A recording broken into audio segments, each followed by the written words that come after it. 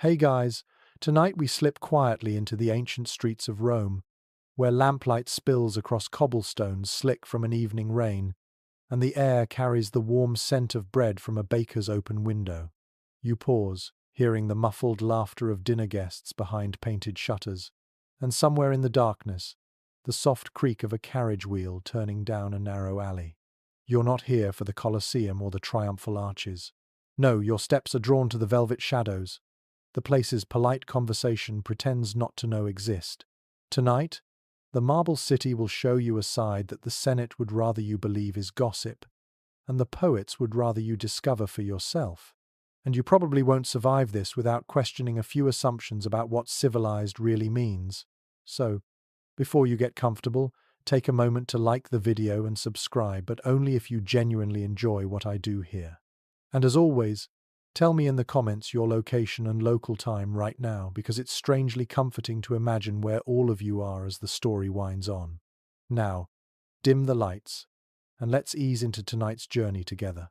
Your sandals scuff over worn stones as you move deeper into the city's underbelly, away from the chatter of the forum and the marble perfection of temples. Here, ivy clings to the walls of insulae, those tall, rickety apartment blocks where linen hangs from every balcony and the smell of simmering lentils mixes with damp stone.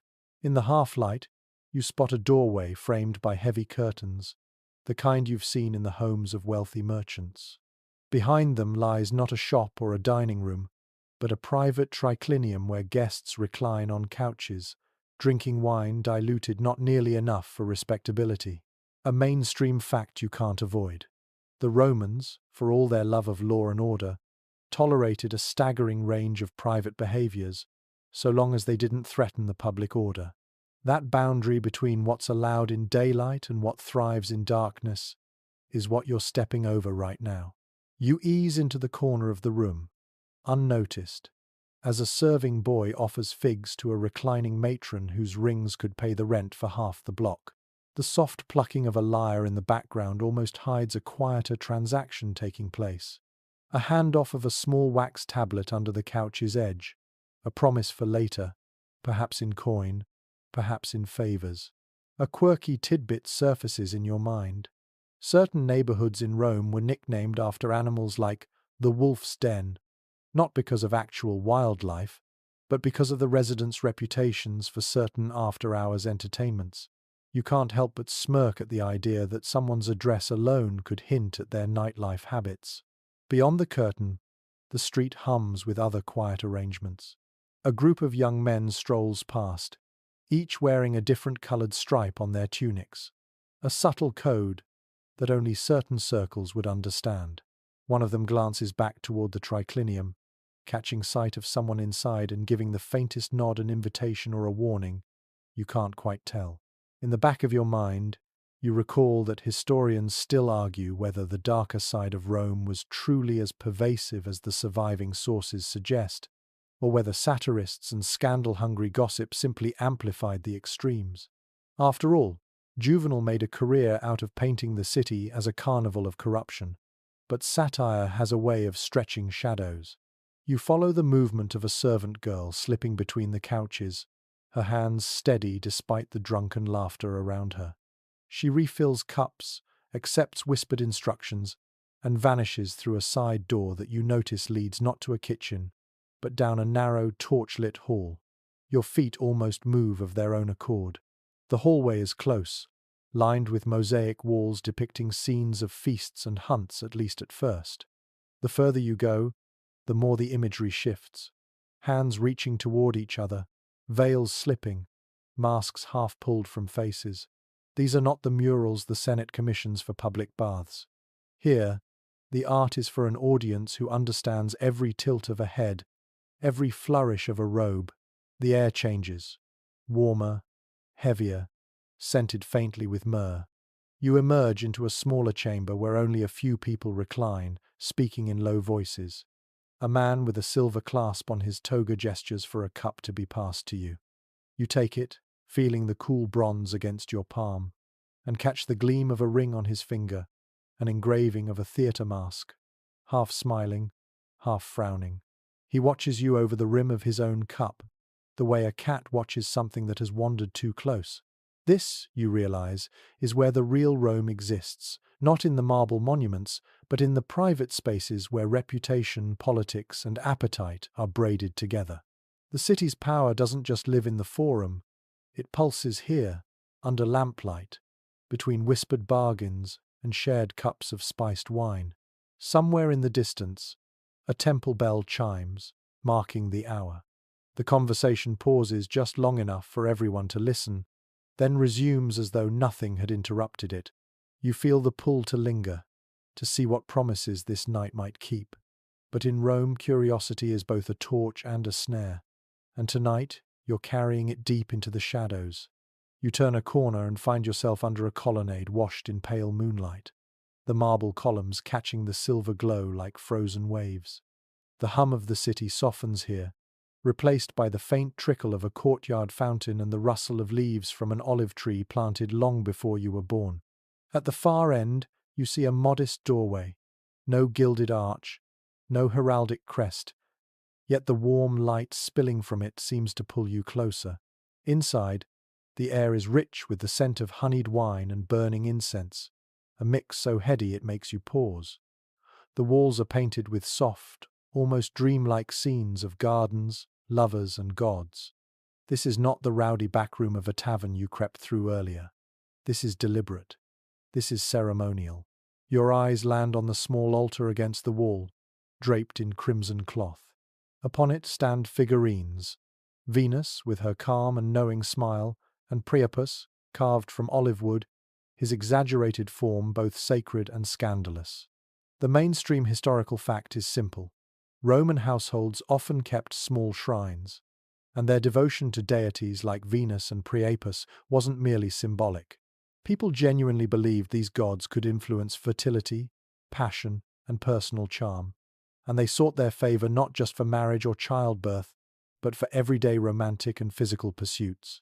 You watch as a matron in a white stola steps forward, holding a shallow bronze dish filled with rose petals and oil. She scatters the petals onto the altar while murmuring words you can barely catch, her tone somewhere between a prayer and a promise. A man beside her, perhaps her husband, perhaps not, offers a small clay jar of honey, setting it beside Priapus's feet. A quirky tidbit floats into your mind.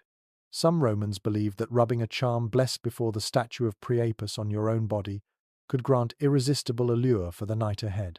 The superstition was so widespread that certain markets sold blessed olive oil in unmarked jars, whispered to have been poured at such shrines before being offered to customers who didn't dare admit why they wanted it. At the edge of the room, a young man in a deep blue tunic is sketching something on a wax tablet, glancing up every so often to capture a gesture, a smile, a turn of the head. You're reminded that historians still argue whether these household rites were primarily spiritual or whether they functioned more like elaborate social rituals, a way to dress private longing in the respectable clothes of religion. The people gathered here are not the city's poorest, nor its emperors. They're merchants, widows, freedmen, people who live between the extremes of power and poverty, but who still want to tip the scales of fortune in their favor. You see an older woman slip a sprig of myrtle into the pocket of a younger man's tunic. He touches it lightly, and they exchange the kind of glance that makes you sure it's more than a gesture of blessing. From somewhere outside, a breeze pushes in the faint sound of a flute. The melody is slow and winding, as if trying to wrap itself around the flickering lamplight. A serving girl moves through the room, refilling cups with golden wine. She offers one to you, her eyes glinting in the dim light. You take it, sipping, the sweetness lingering on your tongue like the last note of a song.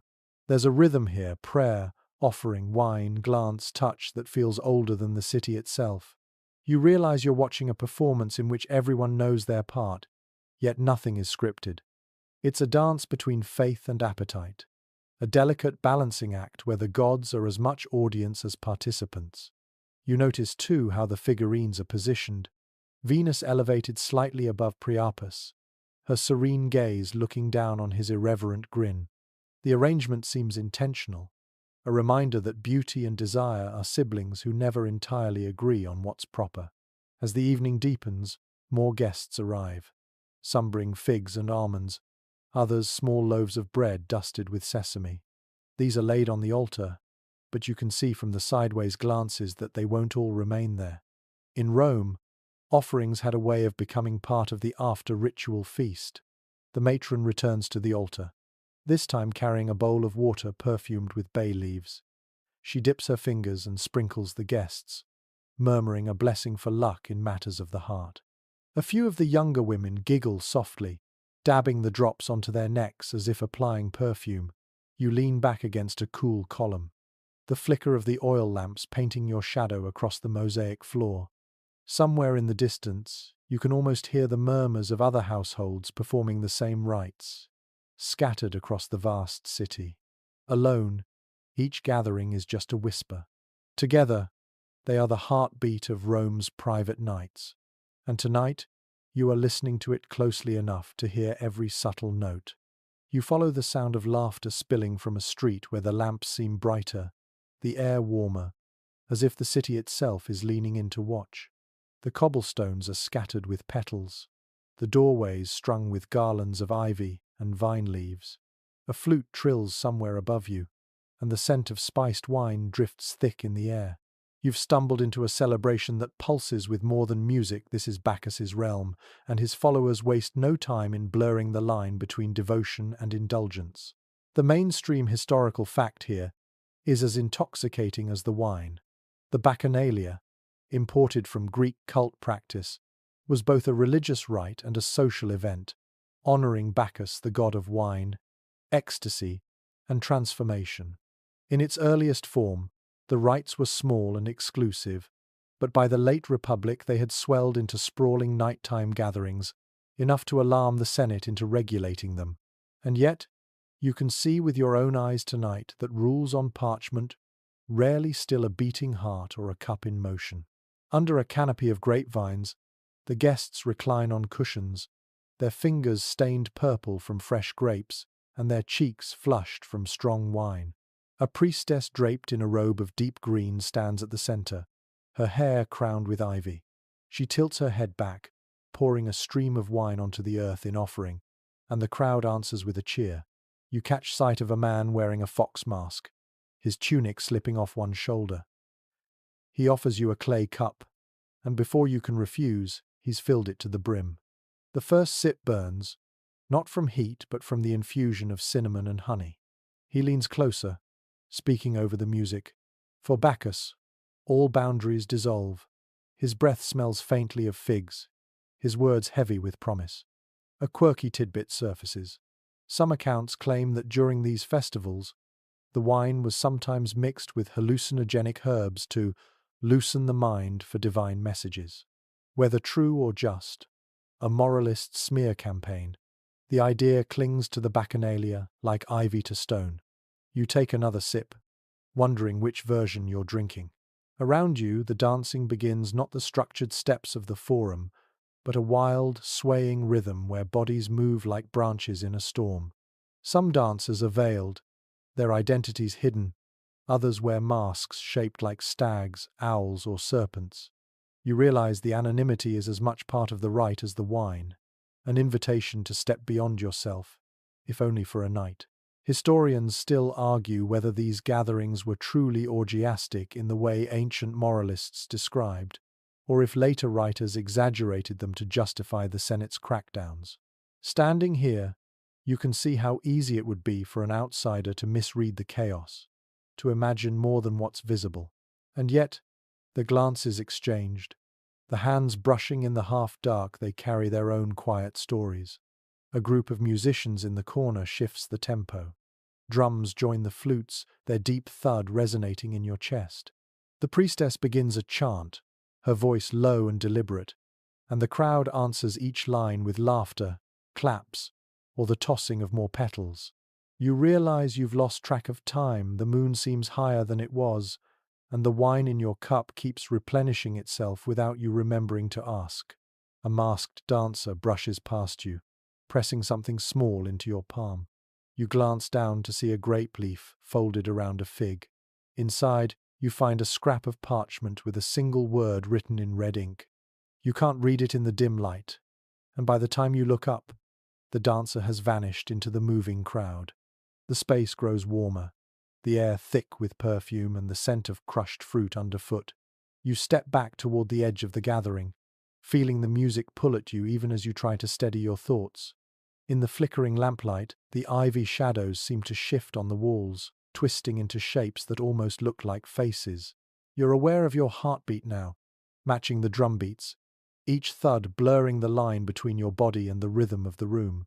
It's intoxicating, yes, but also something else. There's a weight beneath the joy here, a sense that everyone is running from something as much as toward it. Somewhere beyond the music, the city still ticks on the watchman's rounds, the clatter of late-night carts, but here, you're outside of that time. You're in Bacchus's hour, where the rules bend, and the world feels just a little less certain. And as the priestess raises her arms for the next offering, you feel the tug to step deeper into the circle, into the heart of the revel.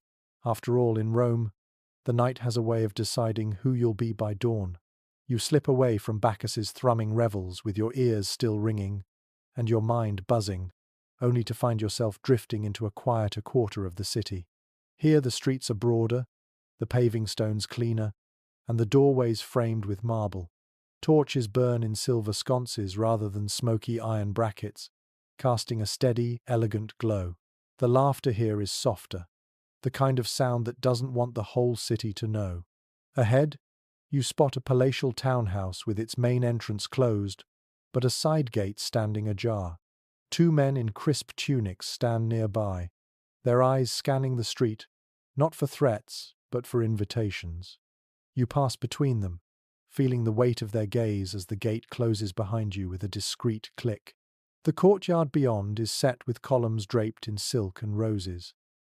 The air smells faintly of sandalwood, and from somewhere inside you hear the muted notes of a lyre. Servants move like shadows, their sandaled feet silent on the mosaic floor. You recognize the subtle trappings of wealth, but also the calculated effort to appear effortless. This is the domain of Rome's political elite, where the masks are as important as the faces beneath them. A mainstream historical fact slides into place. Among the senatorial and equestrian classes, private banquets and masked gatherings weren't simply leisure, they were instruments of influence. Behind closed doors, alliances were brokered, rivals flattered into submission, and favors traded with the same quiet efficiency as silver coin. These events were as much about who you were seen with as what you did there.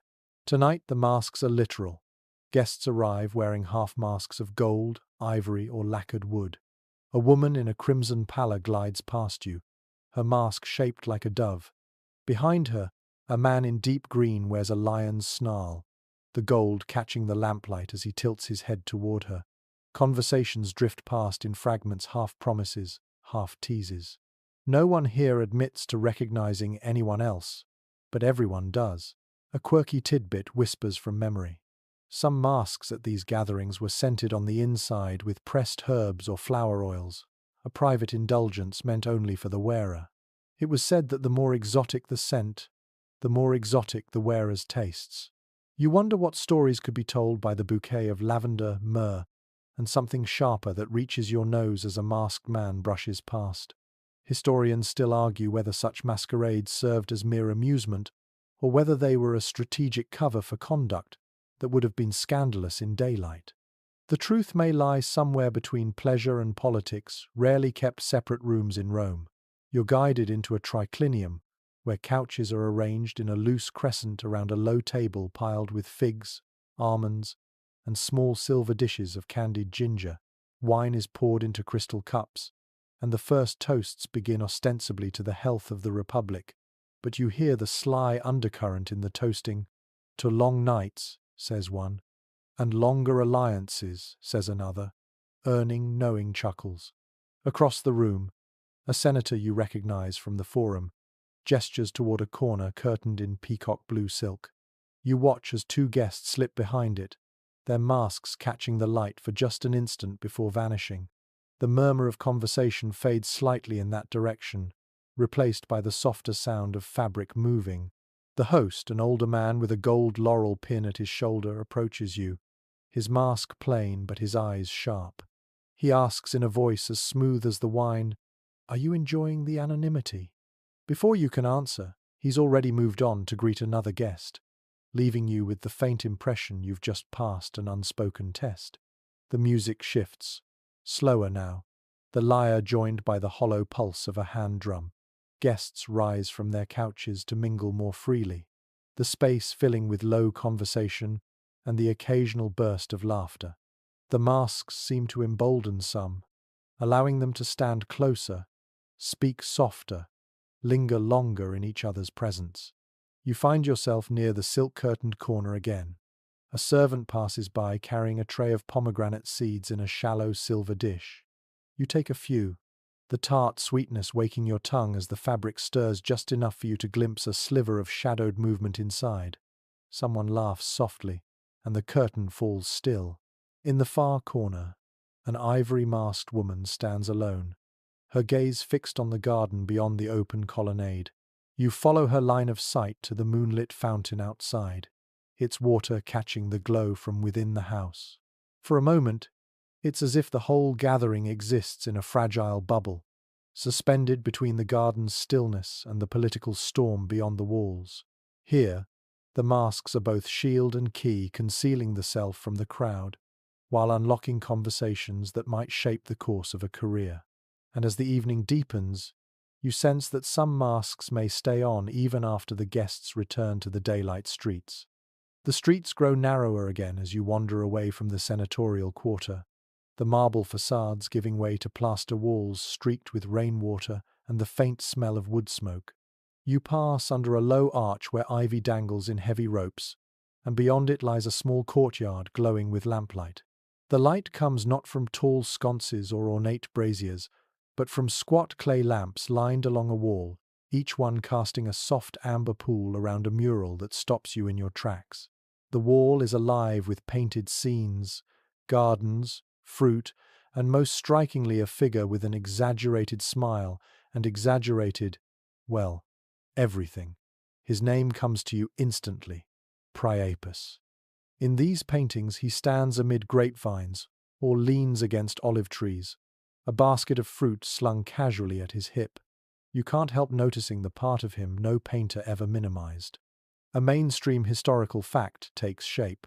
Priapus was both a rural fertility god and a kind of divine prankster, his image painted or carved in gardens and doorways as both a blessing and a warning.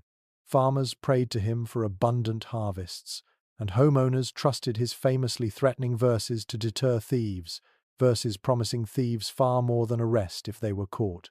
As you study the mural, a voice behind you says, "He watches over the market." You turn to see a woman balancing a tray of figs and dates. She wears a faded green stola and a necklace of carved bone beads. And sometimes, she adds with a grin, he watches over the bedroom. She gestures for you to follow her through a narrow doorway into a room perfumed with rosemary and wine. Here, several smaller statues of Priapus stand on shelves, each carved from olive wood, each grinning as if they know something you don't. A small crowd gathers, their hands occupied with wine cups or small offerings, a loaf of bread here, a sprig of bay leaves there. A quirky tidbit flickers to mind. Some Roman households kept miniature Priapus figurines inside their homes, believing they could ward off jealousy or bad luck in love. It's said that in certain circles, gifting one of these statues was less a blessing and more a very pointed invitation. The woman with the tray offers you a fig, its skin split to reveal the crimson flesh inside. As you bite into it, she explains that the local traders hold a small ceremony to Priapus before the busiest market days.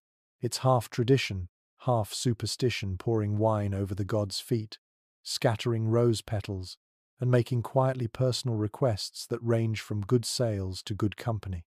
Historians still argue whether Priapus was ever taken seriously as a religious figure or whether his worship was always tinged with humor. Standing here, you suspect the truth is both. The laughter doesn't make the prayers less sincere. The room hums with conversation as the wine flows, and every so often someone touches one of the statues as they pass. You notice one particularly worn from years of hands brushing over it, the wood polished smooth. A man with a silver ring shaped like a vine leaf catches you looking and winks, as if you've just stumbled into the punchline of a joke centuries in the making. From outside, you hear the clatter of a cart and the muffled calls of vendors packing up for the night. But inside this room, the pace is slower, the talk warmer, and the air thick with a sense of shared mischief. When you step back into the courtyard, the mural catches the lamplight in a way that makes Priapus's painted eyes seem to follow you.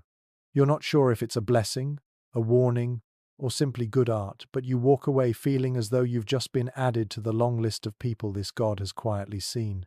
The night air cools as you cross a stone bridge, the river beneath reflecting lantern light in broken, shivering strips. On the far bank, the streets are quieter, but there's a certain expectancy in the way a few lone figures lean in shadowed doorways. You pass between them, following the faint glow of a brazier ahead until you emerge into a courtyard surrounded by high walls. A servant opens the gate just enough for you to slip in, and the sound hits you first laughter, the splash of water, and the low murmur of voices blending with the hiss of steam. You've entered one of Rome's famed thermae, though this section isn't for the midday crowd of merchants and retirees. The polished marble benches, soft lamplight, and discreet attendants make it clear. This is where the baths double as meeting places for arrangements far beyond the practical business of getting clean. One widely recorded detail from the period is that public baths were a cornerstone of Roman daily life, serving as social hubs as much as places of hygiene. They were where news spread faster than in the forum, where deals were struck, and where the boundary between public respectability and private indulgence grew wonderfully thin. The caldarium here is warm enough to wrap your skin in heat the moment you enter. Steam hangs in the air like a curtain, softening the outlines of the room until only gleaming shoulders and lazy gestures remain. An attendant offers you a shallow bronze cup of watered wine. You accept, sipping as you watch two men speaking in the corner, their conversation low but their eyes glancing often toward the doorway. One curious side note is that some bathhouses were rumored to employ bath guides, individuals whose role went beyond fetching oil and towels, instead steering clients toward particular pools or introducing them to certain friends.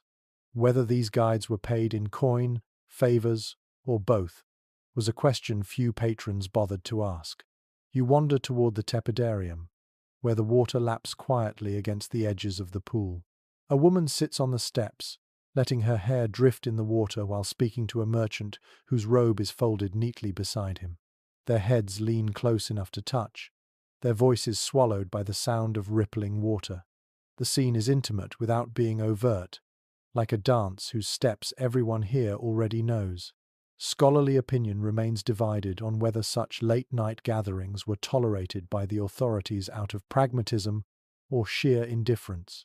Some sources insist they were frowned upon, while others suggest that as long as no one caused public scandal, the baths were left to their own devices. You dip your fingers into the warm pool, the water carrying the scent of rose oil. Nearby, an attendant kneels to refill a jar from a copper basin, moving with the deliberate slowness of someone who knows they are being watched. And indeed, a man reclining against the far wall watches him closely, his smile small but deliberate. As you move toward the frigidarium, the chill air wraps around you like a challenge. The cold pool gleams under lamplight, empty except for a single figure, an older man whose gold armlet glints with each movement. He catches your gaze for a moment, then looks away, as though to remind you that nothing here is truly an accident. The baths have their own language, a tilt of the head, a pause before stepping into the water, a lingering hand when offering a cup of wine. It's a lexicon you've only begun to understand, but tonight it speaks clearly enough.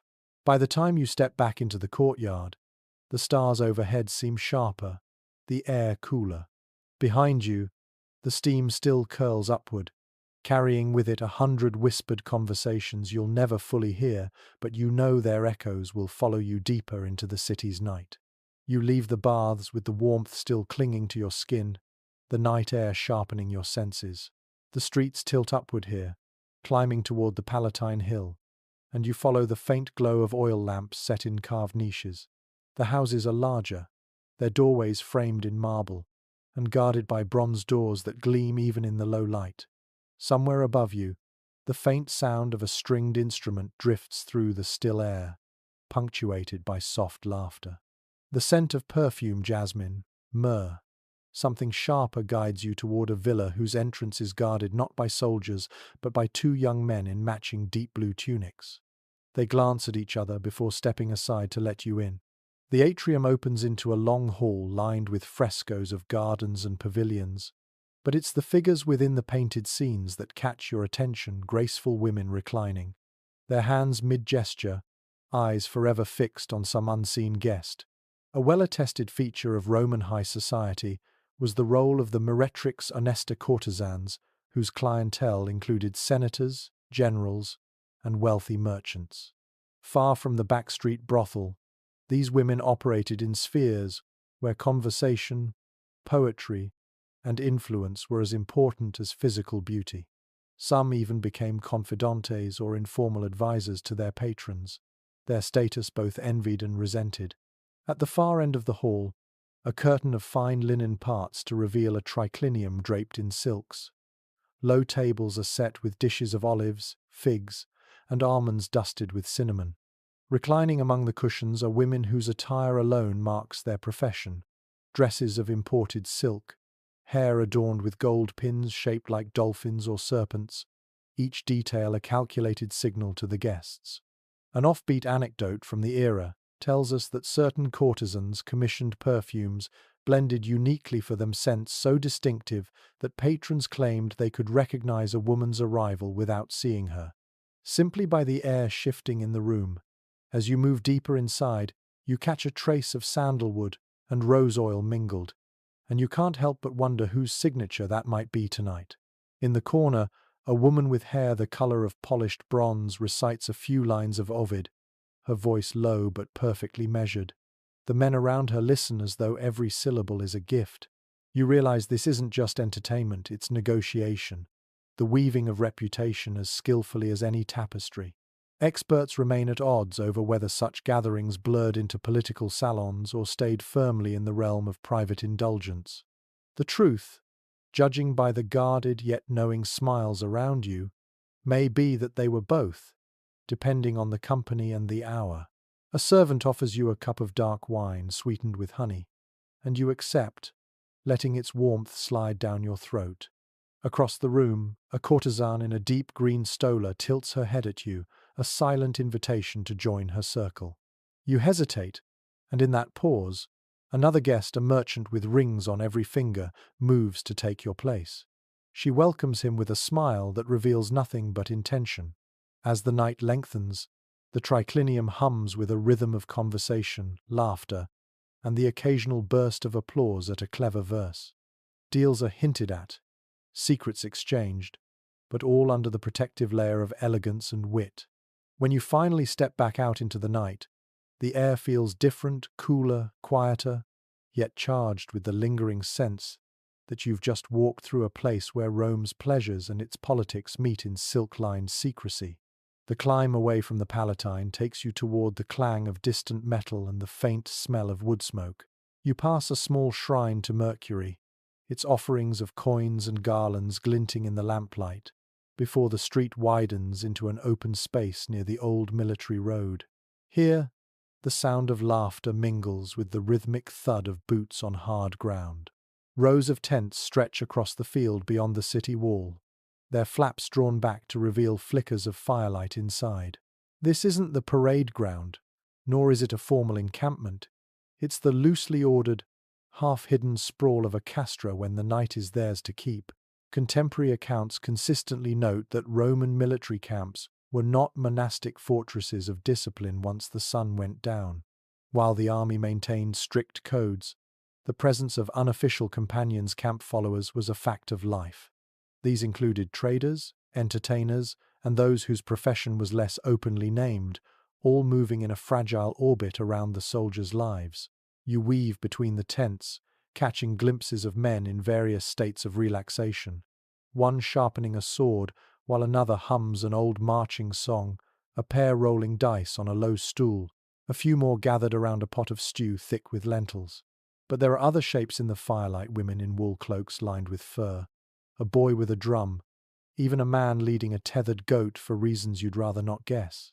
A lesser-known but colourful detail from this world is that some veterans brought their families along on campaigns despite regulations forbidding it.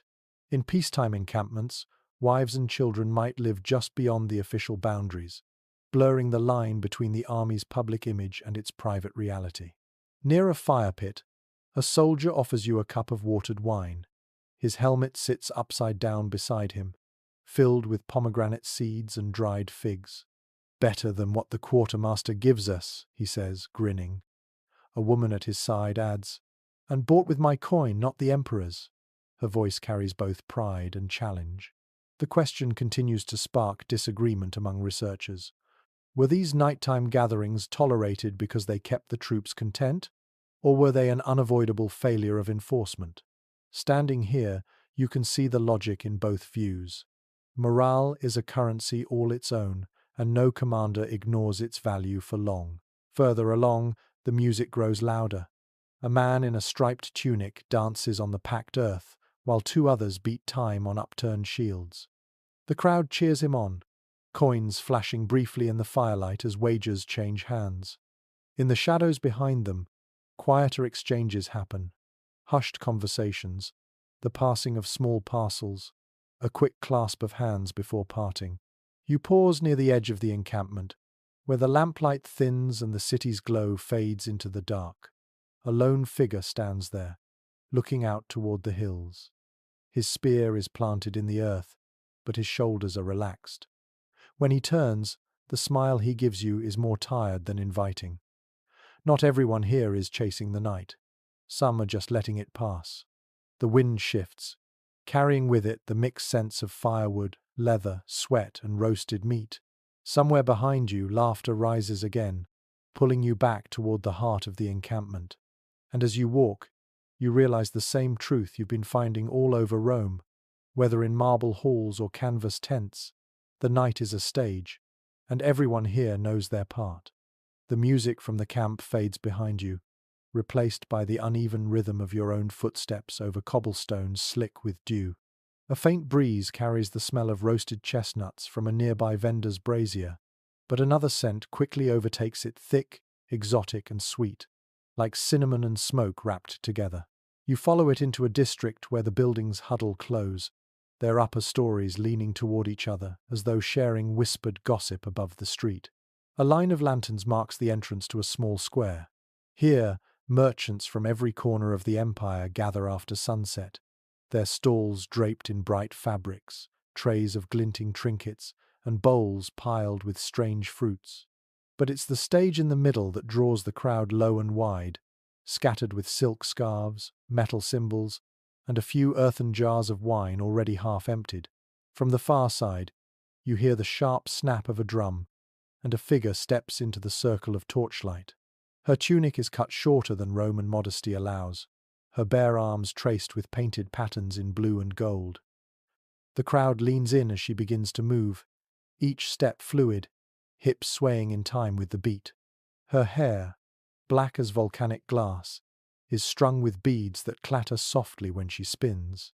Ancient sources often mention that the capital drew entertainers from as far as Syria, Egypt, and beyond. These dancers were more than curiosities. They brought the allure of distant lands into the heart of Rome, offering not just a performance but a taste of somewhere far away, somewhere imagined.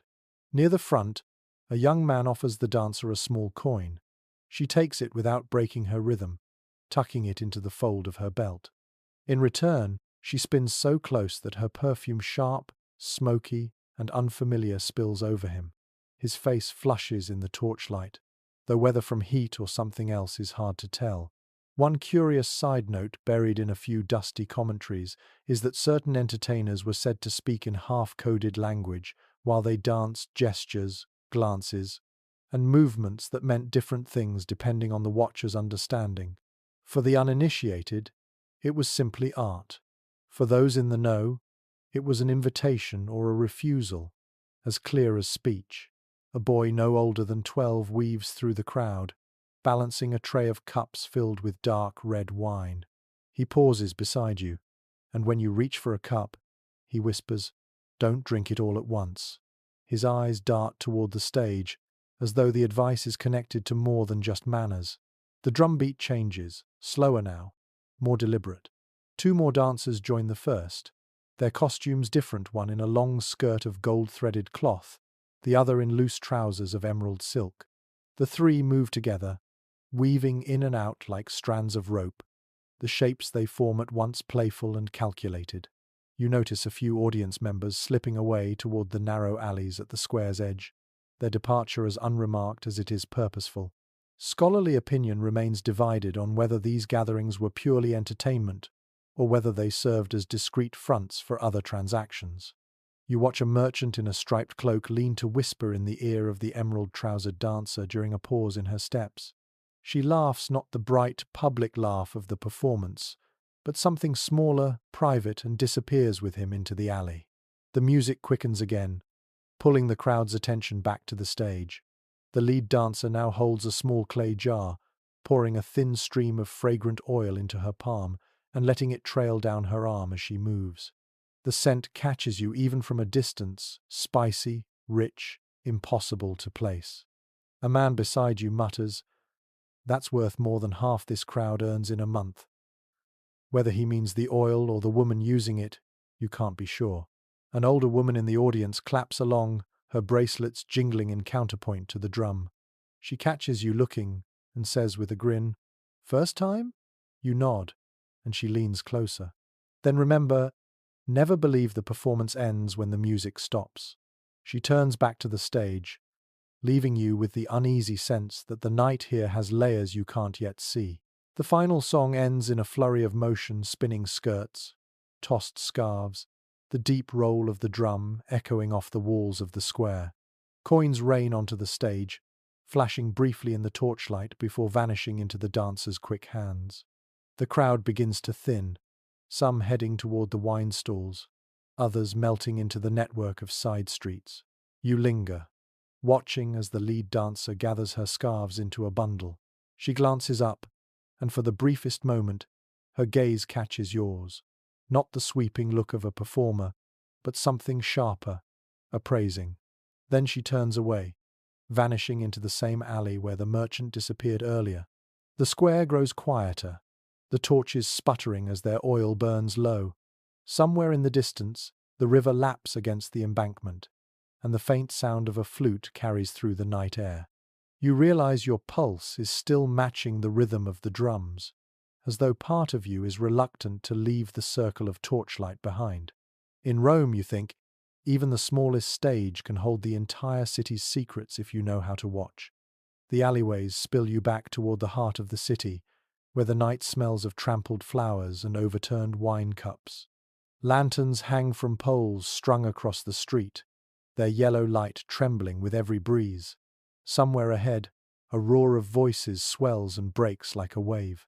You follow it, the sound pulling you through the crowd until you emerge into a plaza alive with noise, color, and smoke. Tall poles draped in ribbons mark the perimeter of the gathering. Within them, a half-dozen low stages have been set up, each with its own performance. At one, an acrobat balances on the shoulders of 2 companions while juggling clay jars. At another, a man in a peacock, feather headdress sings in a language you don't recognize.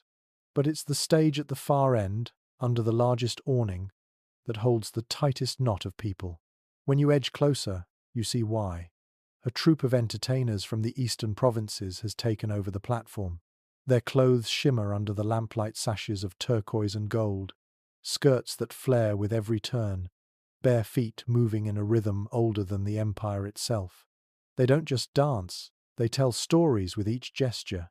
A hand to the heart, a finger to the lips, a slow spin with the head tilted just so every movement is a word in a language made of motion. Writers of the time noted that such performers were often prized not only for their skill, but for the air of mystery they carried. To Roman audiences, the accent, the costume, the foreign style of movement all hinted at worlds beyond the city's borders, places filled with customs and freedoms that seemed at once dangerous and intoxicating. A man in the crowd passes a clay cup to his neighbor, murmuring something you can't catch. The neighbor laughs and tilts the cup toward the stage in a kind of toast. It's then you notice that the dancers are not looking over the audience's heads. As most performers do, they are making deliberate eye contact with individuals, pausing their steps just long enough to let the gaze linger. One lesser-known account from a poet's private letters describes these exchanges as an unspoken auction. The most promising patrons were marked with a glance or a smile, and after the performance, the path to the meeting place was simply found by both parties. Watching now, you can almost see that invisible thread weaving through the crowd. The lead performer, a woman with a cascade of black curls threaded with gold rings, pauses mid-spin to adjust the sash at her waist. It's a small motion, but the crowd reacts with a murmur as if she's spoken aloud. Her eyes sweep the front row and stop briefly on you before moving on. The touch of her gaze feels oddly tangible, like a fingertip brushing the back of your neck. Academic discussion on this point is far from settled. Were these glances calculated parts of the act, or genuine sparks caught in the moment? The sources are maddeningly vague, perhaps because those who experienced it firsthand preferred not to explain it away. The music builds towards its end, drums deepening, flutes rising in a spiraling melody that seems to tug at your chest. The dancers quicken their pace, skirts and sashes a blur of color, until the final beat lands and they freeze in perfect stillness. The crowd bursts into applause, coins clinking as they're tossed toward the stage. You watch as the performers bow and retreat behind the awning. The crowd begins to disperse, but you notice a few men and women lingering at the edges, speaking to attendants who nod toward the curtained rear of the stage. Soon, those chosen slip away into the narrow lanes behind the plaza. One of the attendants catches your eye. He doesn't beckon exactly, but his chin tilts in a way that suggests you could follow if you wanted. You stay where you are, unsure whether your hesitation is caution or curiosity. From somewhere to your left, a gust of laughter rises. A group of youths wearing brightly painted masks dash past, scattering petals in their wake. The plaza is beginning to empty, the ribboned poles swaying gently in the night breeze. You turn toward the main road, but the image of the lead dancer's gaze follows you, as persistent as the echo of the drums in your ears. You have the sense that Rome has countless such moments tucked away in its streets, brief intersections where chance and design meet, leaving behind a trace you can't quite shake. As you walk on, the city seems quieter, but you know it's only because you've stepped away from one performance and toward another. In this place, the night is never empty, it simply changes its mask. You drift away from the plaza and follow the distant hum of a crowd that sounds different from the cheers of a performance, lower, almost reverent, like a tide moving in and out. The streets grow busier again, but not with merchants or tavern-goers. Families, couples, and groups of friends stream in the same direction, carrying bunches of flowers, garlands of leaves, and small clay lamps. You join them, curious, and soon the glow of hundreds of flames comes into view. At the center of a wide square stands a towering wooden arch dressed in fresh greenery. Beneath it, priests in white robes move between tables piled with bread, wine, and baskets of fruit. The air is heavy with the scent of crushed roses underfoot, mingling with the sharper smell of resin burning on a brazier. This is no small gathering, it's one of the Venusian festivals, a celebration dedicated to the goddess of love, beauty, and fortune. Records from the period make clear that these festivals were a strange blend of piety and play. On the surface, they honored Venus with public rituals and processions. Beneath that, they provided an excuse for mingling with a freedom not usually found in the strict lanes of daily Roman life. For a day or night, the usual boundaries softened, and people spoke to strangers without apology. A priestess takes her place at the foot of the arch, raising a golden bowl in both hands. The crowd quiets as she pours wine onto the earth, her voice carrying over the hush. It's not Latin she speaks, but something older, her words winding like a slow river. You feel the shift in the air, not solemn exactly, but weighted, as if the city is holding its breath. A lesser-known detail that survives in a few personal letters is that participants sometimes wrote their wishes for love or fortune on strips of papyrus, folding them into garlands that were later burned in Venus's honor. You notice a cluster of young women tying such strips into the greenery around the arch. Their faces lit with anticipation and a little mischief. When the chanting ends, music bursts into the square flutes, drums, and the plucking of a kithara. The mood changes instantly, the crowd spilling into the open space between the arch and the tables. Couples dance, children chase each other around the pillars, and vendors appear with trays of honey cakes and spiced wine. An older man with a wreath of ivy offers you a cup.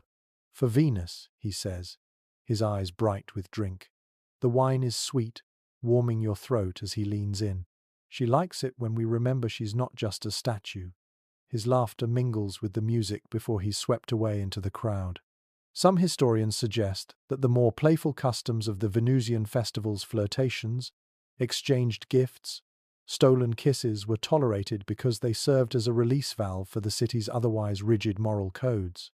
Watching a young soldier offer a flower to a woman twice his age and seeing her accept it with a wink, you can believe it. In one corner of the square, a group of dancers forms a ring, drawing in anyone who hesitates too close. You find yourself pulled in, moving awkwardly at first, then matching the simple steps as the circle spins faster. The air smells of crushed herbs, warm bodies, and the faint metallic tang of the brazier's smoke. The rhythm is easy, hypnotic, until you forget you came here as an observer. At the edge of the crowd, a line of women in crimson sashes pass small bundles of myrtle and rosemary to anyone who reaches for them. A boy of about 10 shoves one into your hand before darting off, leaving you with the sharp scent of the leaves filling your palm. The music slows, the circle loosens, and people drift back to the food tables. Overhead, the stars have shifted, and you realize hours have passed without notice. The priestess reappears, this time scattering rose petals into the crowd. One lands on your shoulder, its edges damp from the night air. The festival will continue until dawn, but you feel the pull of the quieter streets beyond. As you walk away, the music follows you for a while, fading only when the narrow lanes close in again. You glance back once to see the arch still glowing with lamps, the figures moving beneath it blurred by distance and flickering light. Rome, you think, knows how to wrap devotion in celebration until the two are impossible to tell apart. And perhaps that is its greatest skill, making even the sacred feel alive in the night. The streets beyond the festival seem quieter, but there's a different kind of tension here, one that settles in your chest like the air before a storm. You pass a row of shuttered shops and come to a villa whose high walls and guarded gate mark it as belonging to someone who needs both privacy and power. The guards don't stop you. They simply note your presence with eyes that miss nothing. Inside, the air smells faintly of cedar and lamp oil. The atrium is dim except for the glow of a single bronze lamp shaped like an eagle. Servants move in near silence, their heads bowed, guiding you toward a corridor that twists deeper into the house. The walls here are painted with mythological scenes, not the familiar gods in triumph, but stranger tales. Lovers turned to trees, hunters punished by the very prey they pursued. The corridor opens into a room bathed in soft gold light from dozens of small lamps. Cushions spill across the floor, and low tables hold silver dishes of figs, pomegranates, and roasted almonds. At the center of it all sits a man in a simple white tunic, but the gold seal ring on his finger and the way others defer to him leave. No doubt you're in the private domain of someone whose name bends laws. Writings from the era make no secret that emperors and high officials often maintained hidden chambers for gatherings beyond the public eye. These were places where conversation could be frank, pleasures pursued without scrutiny, and alliances shaped in whispers rather than decrees. A woman in a pale blue stola enters, carrying a shallow bowl of water, steam curling from its surface. She kneels before the man, washing his hands with a care that feels ceremonial. His gaze drifts across the room and lands briefly on you, calm, measuring, almost amused. Without speaking, he gestures for you to join the semicircle of guests reclining nearby. One intriguing record from a household steward's journal describes how such evenings often blended entertainment with subtle political theatre. A singer's ballad might contain a veiled barb at arrival, or a game played with dice might decide the outcome of a small but profitable contract. You watch as a slender man with sharp eyes pours wine for the host, whispering something that makes the older man laugh under his breath.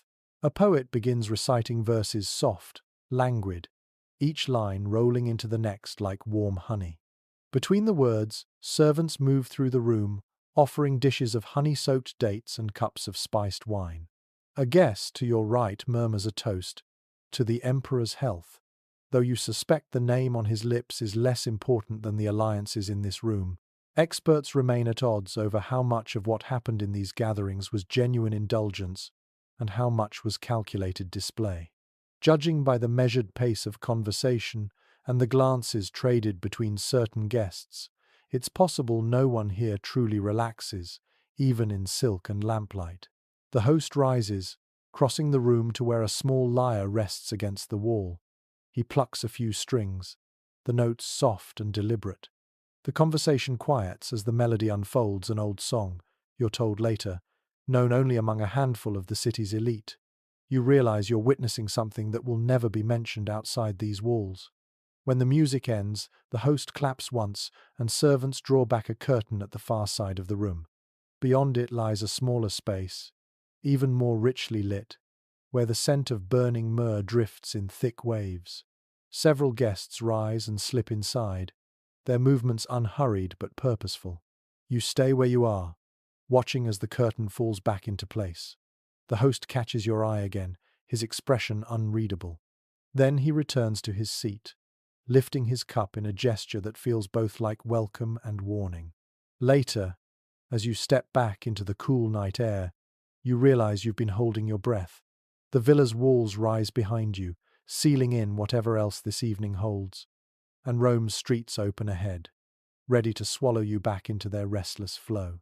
The moon hangs high over the rooftops as you wind your way toward a quieter district, where the hum of street life fades into the hush of guarded spaces. Marble columns rise from the shadows ahead, framing a courtyard lit by oil lamps placed in precise symmetry.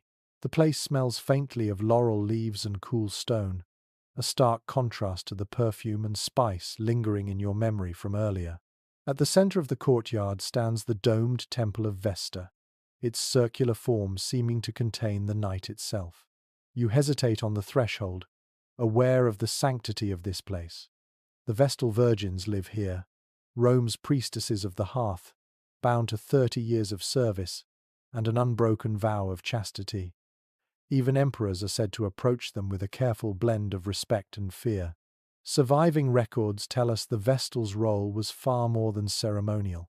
They tended the sacred fire that symbolized the life of the city, oversaw important wills and state documents, and acted as symbols of Rome's moral purity. But that purity was not invulnerable. Rumors of scandal carried more weight here than in any other corner of the empire. A quiet movement catches your eye.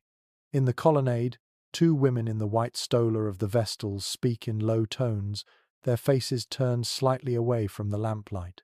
One gestures subtly toward the gate, the other shakes her head but smiles an expression that would be harmless anywhere else, yet here feels almost transgressive. An unusual note in one court record mentions that accusations against a Vestal, whether founded or fabricated, could lead to trials that captivated all of Rome. Acquittal brought relief to the city. Conviction meant burial alive, a punishment so severe that even hardened senators reportedly looked away. You wonder if the women before you are simply sharing a private joke or treading a line so fine that history might have noticed. From somewhere inside the temple, a faint chime sounds soft, like a bronze bell tapped with a fingertip. The two women step apart instantly, their faces returning to the composed stillness expected of their station. A third Vestal emerges from the shadows, carrying a basket of offerings. Her eyes pass over you briefly, without curiosity or warmth, as if you are part of the architecture. Some scholars believe the whispered stories about the Vestal's secret liaisons were political weapons, used to undermine factions by association. Others think the cloistered life, combined with the Vestal's high status, made such rumors inevitable. The truth, like the women themselves, stays hidden behind walls and ritual. You follow the curve of the colonnade, the stone cool beneath your fingertips. Inside the open doorway of the temple, the sacred fire burns low, its flames steady but subdued. The air is warmer here, touched with the scent of oak smoke. You stand for a moment, watching the slow dance of the firelight, and think about how this small, contained blaze is tied to the fate of the entire city. A voice, clear and even, speaks from somewhere behind you. Visitors are welcome until the lamps are extinguished. You turn to see a Vestal standing in the doorway, her face calm, her tone revealing nothing. You nod, step back, and she closes the doors with emotion as measured as her words. The courtyard feels cooler when you leave, the lamps casting long shadows across the marble. The city beyond the gate seems louder now, almost coarse after the temple's restrained silence. You glance back once to see the columns still standing tall against the night, guardians of a fire you will never touch but will always remember. The road from the Vestal courtyard leads you into a livelier quarter, where the air feels looser, the conversation freer. The streets open into a semicircular plaza, dominated by the curved facade of a theatre, its marble pillars rising in neat rhythm toward the night sky. Torches in iron baskets throw long shadows across the crowd waiting at the entrance. You slip inside with them, the scent of oil lamps and worn wood replacing the crisp air of the street. The seating rises in steep tiers, packed with citizens wrapped in cloaks against the evening chill. On the stage below, a pair of actors in brightly painted masks are already mid-dialogue, their voices carrying effortlessly even to the back rows. At first the play seems harmless, a fable about a merchant and his clever wife, but the lines slide quickly into a different tone. A pause after a suggestive phrase, a wink toward the audience, a gesture that lingers a breath too long. Laughter rolls through the seats like a wave. Roman writers often remarked that the theatre was one of the safest places to smuggle scandal into public discourse. On stage, moral censors might allow what they would ban in the forum, so long as it came wrapped in comedy. A well-crafted joke could hint at forbidden desires, political jabs, or even poke at the private habits of the powerful, all while the actors claimed it was just a story. Halfway through the performance, the merchant's wife, played by a man in a woman's costume, enters carrying a basket of figs. She sets them downstage and proceeds to describe each one in terms that draw howls from the crowd. A vendor moving through the stands nearly trips from laughing so hard he has to clutch his tray. One particularly sharp-eyed critic from antiquity claimed that certain troupes specialized in this kind of layered performance where the official plot was family-friendly, but an unspoken shadow script unfolded in the gestures and timing. Watching now, you can believe it. The actors exchange quick glances, their masks hiding smiles that seem meant for each other more than for the audience. The scene changes, and a group of musicians takes the stage. Their song appears to praise the virtues of a Roman matron, but the lyrics twist just enough to suggest they might be speaking of someone else entirely. Someone in the audience, perhaps. Heads turn, whispers spread, and you notice a man in the front row pull his cloak a little tighter. Some historians still wonder whether these plays ever crossed the line into outright scandal, or whether they thrived precisely because they danced on the edge without stepping over. Here in the warm glow of the lamps, the audience seems happy to live in that tension, laughing a little louder than the lines strictly require. As the final act unfolds, the merchant delivers a closing monologue that on the surface laments the price of grain, but in its rhythm and inflection carries an entirely different complaint about the cost of passion and the bargains struck in private. The crowd cheers as the actors bow, their masks bobbing in unison, and coins clatter onto the stage. Outside, the night air feels cooler after the warmth of the theatre. A few audience members linger under the colonnade, replaying their favorite lines in hushed tones. Someone near you mutters, "They'll never stage that one for the magistrates," and laughs to himself before melting into the crowd. You walk away with the echo of the actors' voices still in your ears, aware that Rome's stages are not just for entertainment, they're for saying the things that can't be said anywhere else, at least not without a mask. You follow the gentle slope of the street downhill, away from the theatre's laughter, into a district where the glow of shop fronts is replaced by the softer flicker of lamps in private doorways. The paving stones here are uneven, and every so often you pass a fountain trickling into a shallow basin where stray dogs lap quietly. The air smells of damp stone and something faintly sweet fresh papyrus, ink, and warm beeswax. The source becomes clear as you turn into a narrow lane, lined with small bookshops and scribes' stalls. Tonight, one of the shops is still open, its door propped wide to let the warm lamplight spill onto the street. Inside, the shelves are stacked not just with works of Cicero or Virgil, but with smaller, thinner scrolls bound in dyed leather, their titles handwritten in curling script. Contemporary accounts suggest that Roman poetry, especially the epigram, often doubled as a vehicle for desire sometimes tender, sometimes sly, sometimes scandalous enough to circulate only in trusted circles. The name of Martial comes to mind, a master of verse whose lines could praise, mock, or seduce in the space of a dozen words. At a low table, a young man in an ink-stained tunic is carefully copying a short poem onto fresh parchment. He looks up and says, "For the festival next week, commissioned by someone who wants to make an impression." His tone leaves no doubt that the impression will not be entirely innocent. A lesser-known but telling practice was the exchange of such verses as part of courtship slipped into a fruit basket, rolled into a wax-sealed tube, or even scratched onto a wall for a particular pair of eyes. Some epigrams were coded so that only the intended recipient would catch the meaning, while others wore their boldness openly, daring anyone to object. On a shelf nearby, you find a collection of love poems bound in faded red leather. The script inside is elegant, but the metaphors are sharper than expected, comparing kisses to stolen figs, embraces to battles won in secret.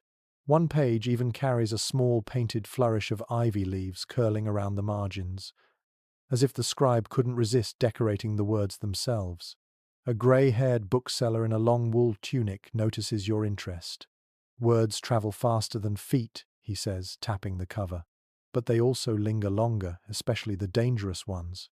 He slides the book toward you, letting you glimpse a verse that hints at a senator's fondness for someone who is very much not his wife. Whether it's truth or a poet's flourish is impossible to say. The debate among scholars remains lively over how much of this literature was autobiographical versus purely crafted for effect. Was a biting love poem always a veiled confession, or simply the Roman taste for wit sharpened to a point? The line blurs in a city that treats rumor as both currency and sport. Before leaving, you purchase a small scroll, the ink still fresh enough to perfume the air with its faint metallic tang. The scribe wraps it in linen and ties it with a thin cord. "Don't read it here," he advises with a knowing smile. "The words are meant for lamplight and quiet." Back outside, the lane feels even narrower in the night air, the distant sound of revelers replaced by the steady scratch of quills from the shops you pass. Somewhere overhead, a shutter opens briefly, and a voice recites a line of verse into the darkness, answered by laughter from another window. You slip the scroll into your tunic and continue on, thinking about how in Rome, desire can be carried as easily in ink as in a glance, and how either can leave a mark that lasts longer than the night. The street narrows into a twisting corridor of shadows, and the smell of ink and parchment fades, replaced by a pungent blend of herbs, resin, and something faintly metallic. You follow it to a small open-front shop tucked beneath an overhanging balcony. Its shelves are cluttered with clay jars, woven baskets, and bundles of dried plants hanging upside down like sleeping bats. A crooked sign carved with a crescent moon sways slightly in the breeze. Inside, a woman with hair the color of ash stirs a bronze mortar, her bracelets clinking softly. She glances up without surprise, as though she's been expecting you. "Looking for a cure?" she asks, her voice steady. "Or a cause?" One well-documented feature of Roman street life was the trade in love charms and potions, an odd marriage of superstition, folk practice, and early pharmacology. Apothecaries like this one catered not only to ailments of the body but to troubles of the heart, selling concoctions that promised to spark desire, bind affections, or drive rivals away. The woman sets down her pestle and gestures to a row of small jars. Rose oil for sweetening the mood, rue to sour it, and this, she lifts a jar no bigger than a fist. A blend from Alexandria. Works quickly, but only if you mean it. She says nothing more, letting the silence imply the rest. A curious scrap from a satirist's work notes that certain irresistible powders were nothing more than crushed cinnamon and ground almonds. Delicious, yes, but magical only in their ability to empty a buyer's purse. Still, some mixtures contained genuinely potent ingredients. Opium, wine steeped with exotic spices, even rare resins that might leave the skin tingling for hours.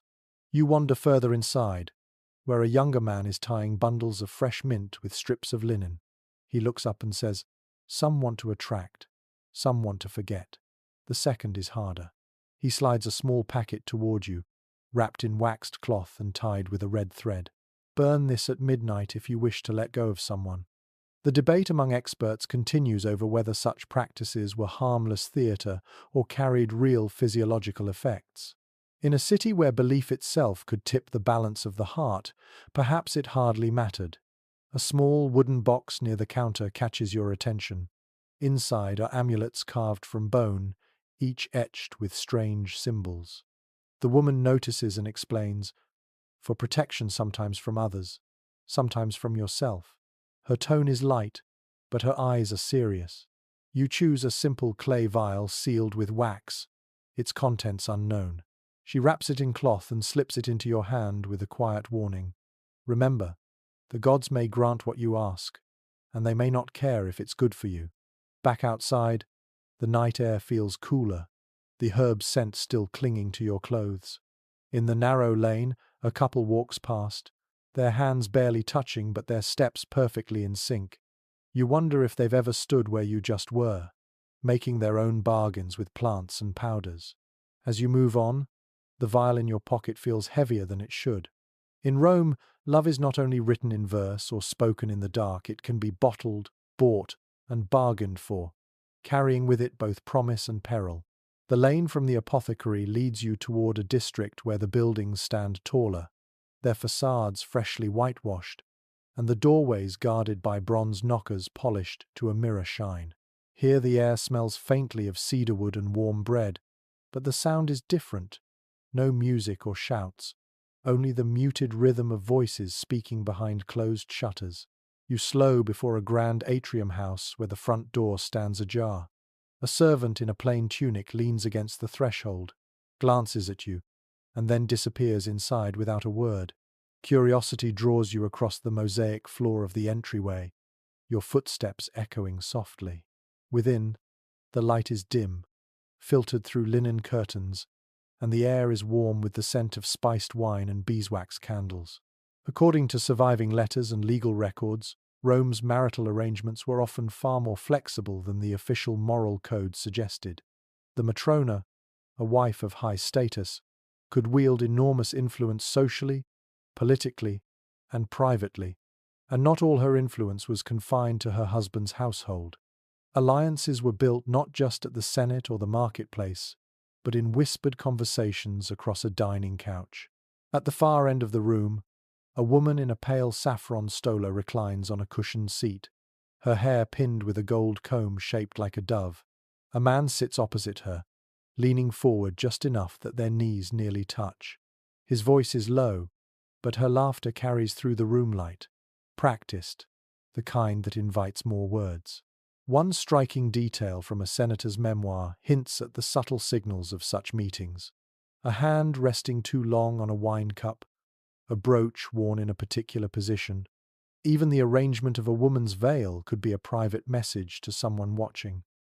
Tonight, the matron's veil is pushed back, her face fully lit by the lamp beside her. From the corner, you see an older servant refill their cups without so much as a glance at their faces, as though he has done this 100 times before and expects to do it 100 more.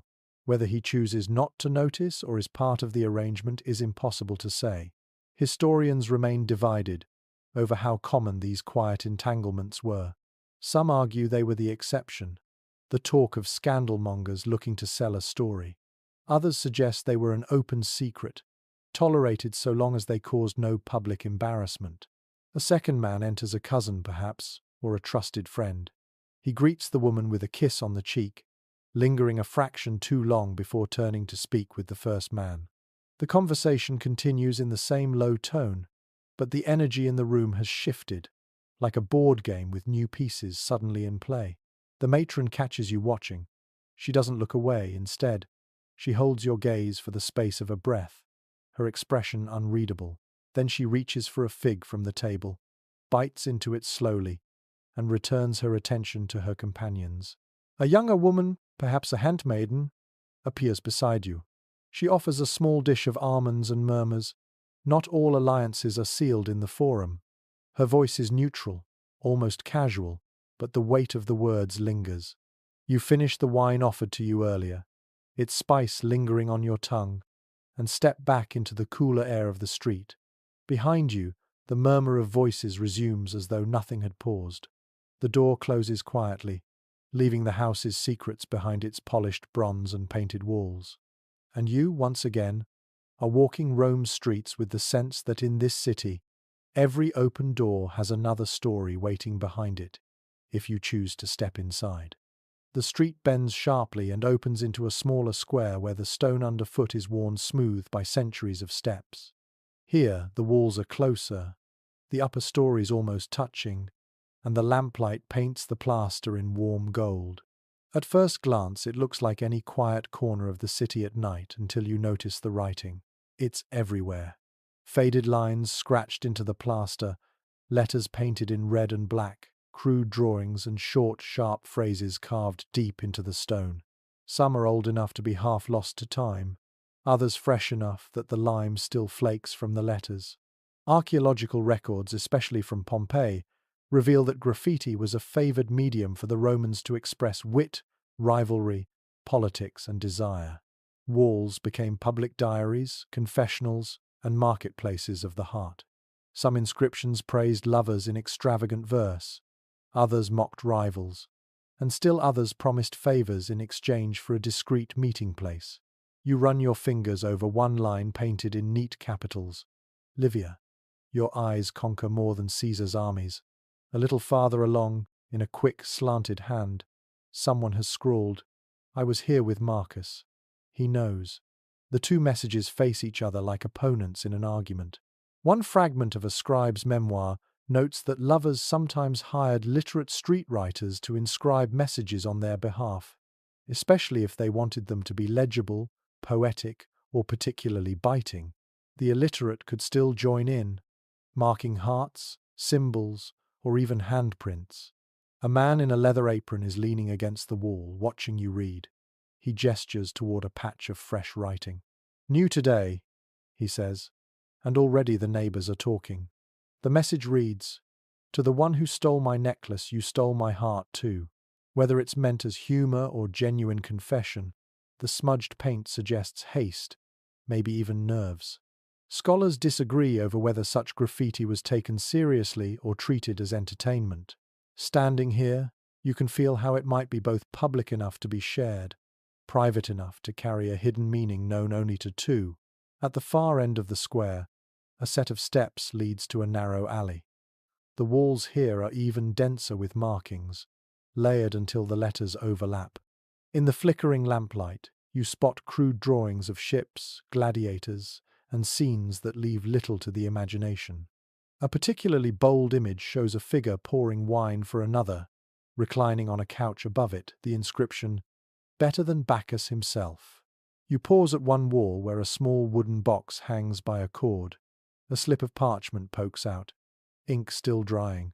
Someone must have left it minutes ago. You're tempted to pull it free, but the sound of footsteps in the alley behind you makes you step away. A hooded figure passes without looking at you, disappearing into the square. The smell of fresh paint lingers as you make your way out, the walls closing in behind you like the covers of an unfinished book.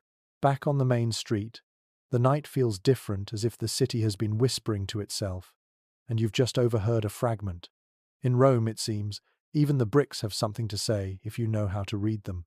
The alley from the graffiti-covered square widens into a courtyard awash in warm lamplight, the kind that glows from every corner without a single shadow breaking it. Long, low tables have been set up beneath a canopy of woven reeds, their surfaces crowded with platters of roasted game birds, bowls of olives gleaming with oil, wheels of cheese sliced into generous wedges, and baskets spilling over with figs and pomegranates. The smell is intoxicating smoke, cinnamon, and the faint sweetness of honey. You've stumbled into the preparations for a private banquet, the sort that might stretch from sunset to sunrise without a moment's lull. Writers of the time described such evenings as both indulgence and theatre. The host not only fed his guests but staged an experience that unfolded in carefully timed courses, each dish paired with conversation, entertainment, and the subtle shifting of alliances. A slave carrying a tray of wine cups brushes past you, murmuring for you to take one. The wine is deep red, sweetened with dates, and just enough spice to warm the back of your throat. Across the courtyard, the host, a man in a crimson-bordered toga, claps his hands, signaling the first course. Servants enter in pairs, each bearing a dish that seems as much display as nourishment. A roast peacock with its feathers artfully reattached, a platter of fish arranged to look as though they're still swimming, and a pyramid of honey cakes dusted with edible gold. Guests murmur their appreciation, leaning close to one another to trade comments as the feast begins. One colourful detail from a satirist's account recalls that some hosts placed small surprises inside certain dishes, nuts dyed with saffron, tiny carved tokens hidden in bread rolls meant to spark laughter or playful wagers. Tonight, a woman at the far end of the table cuts into a fig to reveal a folded scrap of parchment. She reads it silently, smiles, and tucks it into her sleeve. The scholarly view is split on whether these banquets were truly about the food, or whether the meal was just a convenient frame for other indulgences. Watching the guests here, you notice that while the courses are impressive, the real energy lies in the glances, the shared cups, the lingering touches when a hand passes a plate. A musician with a small lyre begins to play, his melody soft enough not to compete with the conversation. Near him, a storyteller rises and begins weaving a tale about a fisherman who falls in love with a goddess disguised as a mortal. The story is full of sly humor and double meanings, earning chuckles from some guests and quiet nods from others who catch the deeper implication. You take another sip of wine and notice that the seating isn't random. Certain guests are placed beside those they might most wish to impress or perhaps most wish to persuade. A pair of senators lean toward each other, speaking so quietly you can only see their lips moving. Beside them, a woman in a gown of pale blue laughs at something whispered by her companion, though her eyes never leave the man across the table. In the center of the courtyard, a servant refills lamps with oil, the flames flaring briefly. For a moment, the light sharpens every detail, the glint of a gold ring, the curve of a smile, the faint red stain of wine on someone's lips before settling back into its softer glow. As the second course is served, the host raises his cup. "To Rome," he says, "and to the knights that remind us why she is worth defending." The guests echo the toast, and the music swells. Later, as you step back into the cooler air beyond the courtyard, the sounds of laughter and clinking cups follow you into the street. You realize that in this city, a banquet is never just a meal, it's a stage, and every guest is playing a role. The street narrows again, and the laughter from the banquet fades into a low hum of conversation drifting from a shaded portico ahead. You slow your pace, catching fragments of words: pleasure, virtue, freedom spoken in the deliberate tones of people arguing for the sake of sharpening their ideas. The space opens into a small garden lit by hanging lamps, the air heavy with the scent of rosemary and night-blooming jasmine. 4 men recline on low couches arranged in a semicircle. Between them, a low table holds cups of watered wine, a platter of olives, and a scroll unrolled just enough to reveal a few lines of careful Greek script. One of the men, a broad-shouldered figure with a trimmed beard, taps the scroll as he speaks. Epicurus teaches that pleasure is the absence of pain. But tell me, he glances toward a younger man across from him, what is a life without desire? Roman sources record that philosophical debates on love and pleasure were not confined to lecture halls. They flourished in gardens, baths, and private courtyards, often late into the night when wine loosened tongues and the boundaries between theory and confession began to blur. The younger man smiles, leaning back against the cushions. A life without desire? He says. That is the life of a stone, and I have no wish to be carved into a statue just yet. His remark earns laughter from the group, but also a raised eyebrow from the bearded man. One curious passage from a Stoic's personal notebook notes that such debates often used hypothetical lovers as examples, though sometimes the names were just thinly disguised references to real people present in the conversation. You suspect tonight's hypotheticals carry the same double edge. A third man, wiry and quick-eyed, refills his cup and interrupts. Desire is a trap. It makes fools of the wise and cowards of the brave. Better to master it than to chase it. His words carry conviction, but you notice his gaze lingering a moment too long on the servant who passes behind him, setting down a fresh platter of figs. The discussion turns sharper, with the Epicurean arguing that physical pleasure can be virtuous if pursued without harm, and the Stoic countering that virtue itself should be the goal, not the feeling it brings. A cynic at the end of the table snorts into his wine and mutters something about philosophers who preach moderation only after they've had their fill. Experts still debate whether these gatherings were primarily about refining ideas or about using philosophy as a social performance, a way to demonstrate wit, charm, and learning to those whose opinion mattered. Judging by the laughter and the occasional sidelong glance, tonight's meeting seems to be serving both purposes equally well. A servant appears with a small amphora, pouring a darker, richer wine into each cup. The bearded man raises his in a mock toast, to pleasure whether in the body, the mind, or the soul, and to the arguments that make it taste sweeter. As the night deepens, the garden's shadows grow longer, the lamp flames flickering in the breeze.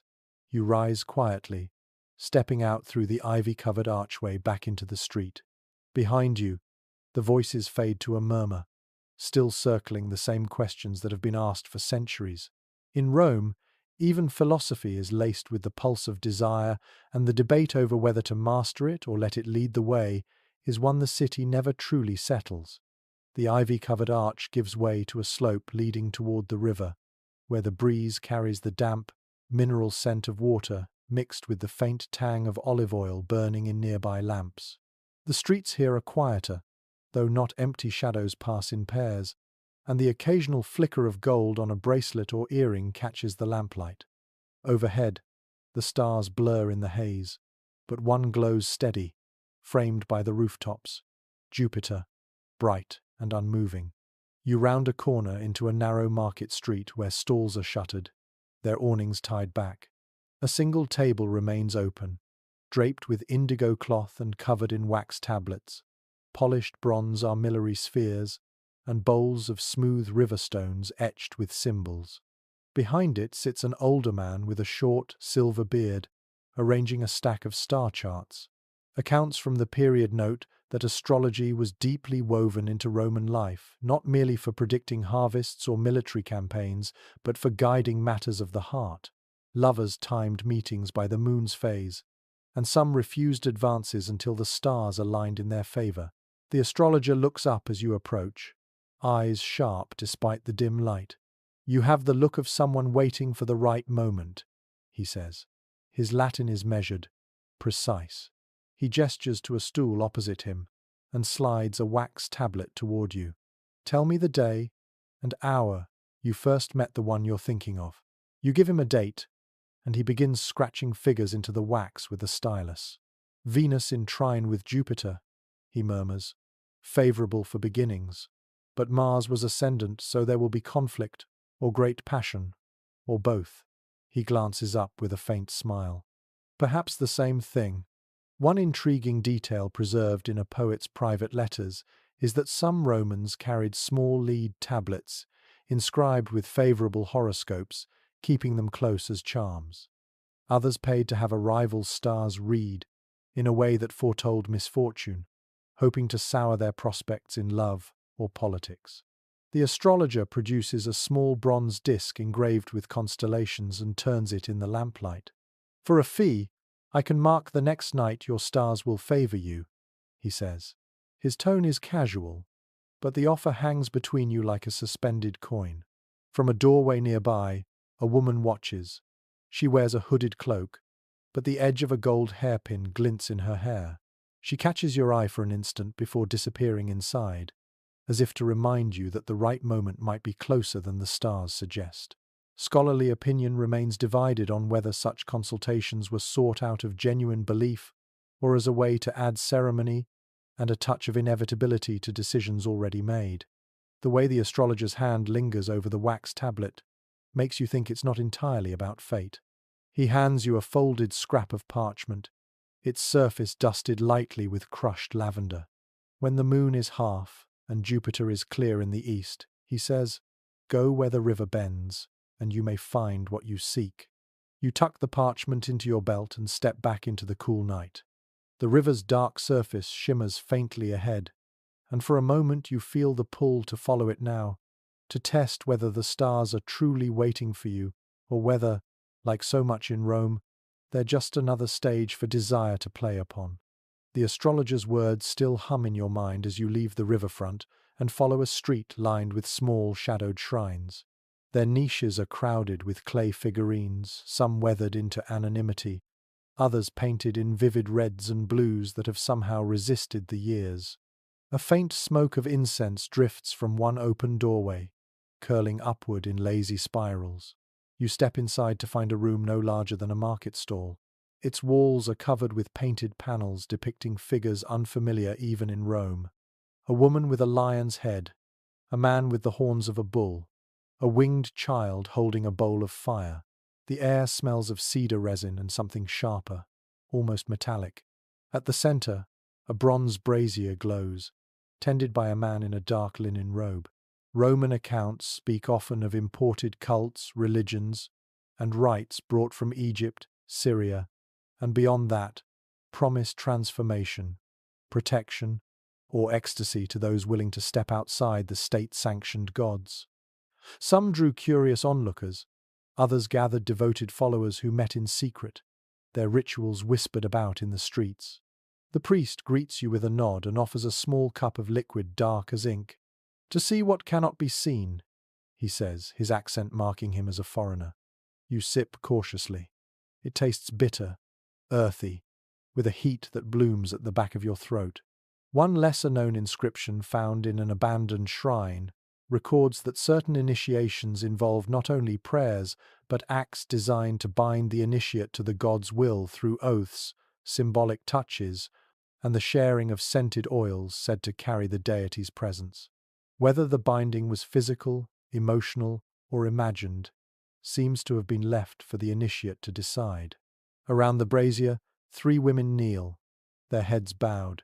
The priest walks behind them, sprinkling a fine powder into their hair, the scent of it sweet and intoxicating.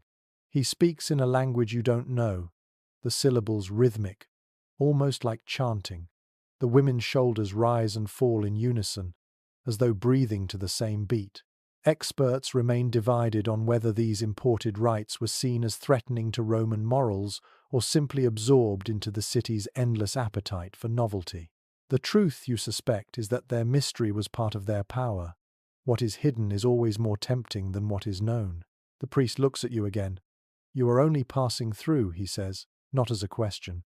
"But the god may pass through you as well," His gaze is steady, his meaning unclear, and before you can respond, he turns back to the women at the brazier. You step out into the street, the night air cool after the shrine's heat. The taste of the bitter drink still lingers, mingled with the faint perfume of the powder. Somewhere behind you, the chanting resumes, folding back into the rhythm of the city. As you walk away, you wonder whether what you saw was worship, performance, or something in between. In Rome, the difference may not matter so long as it stirs the heart enough to be remembered. The scent of cedar and incense fades as you move deeper into the maze of streets, where the lamps are fewer and the air feels heavier. You turn a corner and find yourself before the Basilica Julia, its marble columns looming in the moonlight. By day, this is the bustling seat of legal proceedings. By night, its broad steps are almost empty, save for a pair of watchmen leaning on their spears. In the distance, you hear the sharp echo of sandals on stone. A small group approaches a man in a dark toga, flanked by two others carrying scroll cases. Behind them, a woman in a crimson pallor walks with her head held high, her face half hidden by the shadow of the portico. The watchmen straighten as they pass, but do not speak. Roman law was famously entangled with matters of love and desire. Certain liaisons, especially those that crossed class lines or involved a married woman, could bring not only scandal but legal ruin. Accusations of adultery were heard in these very halls, the punishments ranging from exile to confiscation of property, and in rare cases, death. You slip into the basilica's shadow as the group ascends the steps. Through the open doors, the lamplight reveals a chamber lined with benches and mosaics. A magistrate sits at the far end, flanked by two scribes. The man in the toga speaks first, unrolling a scroll and reading in clipped, precise Latin. The woman's expression remains calm, but her hands are clasped tightly at her waist. One revealing note from a surviving legal tablet records that trials for illicit affairs could become public spectacles, crowds gathering to watch, gossip spreading through the city before the verdict was even given. Here, though, the audience is absent. This is a private hearing, and its secrecy suggests that the names involved carry enough weight to demand discretion. The magistrate listens without interruption, then gestures for the woman to speak. Her voice is steady, but there's an edge to it, a measured defiance. She denies the accusation, stating that the supposed witness mistook a chance meeting for something more. The scribe's stylus scratches across the wax tablet, preserving every word. Scholars have long debated whether such cases were truly about morality or whether they were political weapons tools to tarnish reputations and shift the balance of power. Watching the careful way the magistrate weighs each phrase, you suspect it's both. After a pause, the magistrate orders the proceedings adjourned until morning. The parties leave without acknowledging one another, their footsteps echoing through the basilica. The woman passes close enough that you catch the faint scent of myrtle on her cloak, a fragrance traditionally linked to Venus. Whether it's coincidence or a quiet statement, you can't be sure. When the doors close, the basilica falls silent again, its great columns standing guard over 1,000 whispered accusations from centuries past. You step back into the cool night air, the stone under your feet still warm from the day's sun. In Rome, justice and desire often share the same stage, and the verdict depends as much on who's watching as on what's true. The marble steps of the basilica give way to a quieter side street where the walls close in, the air warmer and scented faintly with beeswax and smoke. A single lamp burns over a modest doorway flanked by tall clay jars, their lids sealed with red wax. The emblem above the door, a stylized wax tablet and stylus, marks it as the workshop of a scribe. You duck inside to find shelves lined with scrolls, some wrapped in cloth, others bare and curling at the edges. The room is warm from a small brazier in the corner, its coals glowing softly. At a long table, a scribe in a faded blue tunic bends over a wax tablet, his hand moving with deliberate precision. He doesn't look up when he says, "If you're here for a letter, tell me who it's for and what you want it to do." Letters in Rome were more than mere messages. They could be declarations of loyalty, weapons of persuasion, or delicate threads spun between lovers. Historians note that the tone, choice of words, and even the color of the ribbon used to tie a letter could convey meaning beyond the text itself. You glance at the shelves and notice several small stacks tied with pale blue thread. The scribe follows your gaze. Those, he says, are for a woman who prefers her words to arrive scented with lavender. It makes the recipient remember her before they even break the seal. One remarkable detail preserved in an anthology of private correspondence is that lovers sometimes embedded hidden messages between lines of poetry or behind seemingly innocent phrases that would mean nothing to anyone but the intended reader. A line about the weather might mask a meeting place. A compliment on a garden's roses might hint at the hour of an encounter. The scribe finishes a line and turns the tablet for you to see. The words are formal, polite, but the tilt of certain letters is deliberate, just enough to form a secondary message when read in sequence. The art, he says, is to make the message invisible to everyone but the one it's meant for.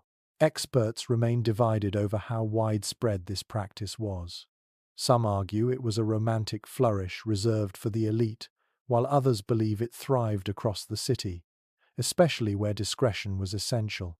On a side table, a shallow dish of sealing wax waits beside a brass stamp, carved with the image of two intertwined vines. The scribe pours a trickle of red wax onto a folded letter, presses the stamp into it, and lifts it away to reveal the mark. That one, he says with a faint smile, is for a senator who prefers his private business to look like fine wine. He slides a fresh sheet of parchment toward you. I can write for you, if you have something worth saying. His tone makes it clear that in this room, worth saying might mean something very different from what it means in the forum. You leave with no letter of your own, but the scent of warm wax and the weight of those hidden messages follow you back into the street. Somewhere in the city tonight, a folded scroll will change the course of someone's life, or at least the shape of their next morning. The warm scent of wax fades as you make your way toward a part of the city where the streets are narrower, the walls streaked with soot from years of lamp smoke. You follow a lane that twists like a question until it opens into a courtyard enclosed on all sides by high stone walls. The sound here is different low laughter, the creak of wooden doors, and the faint splash of water in a fountain that catches the lamplight like molten gold. To your left stands a two-story building with a broad doorway framed by painted columns.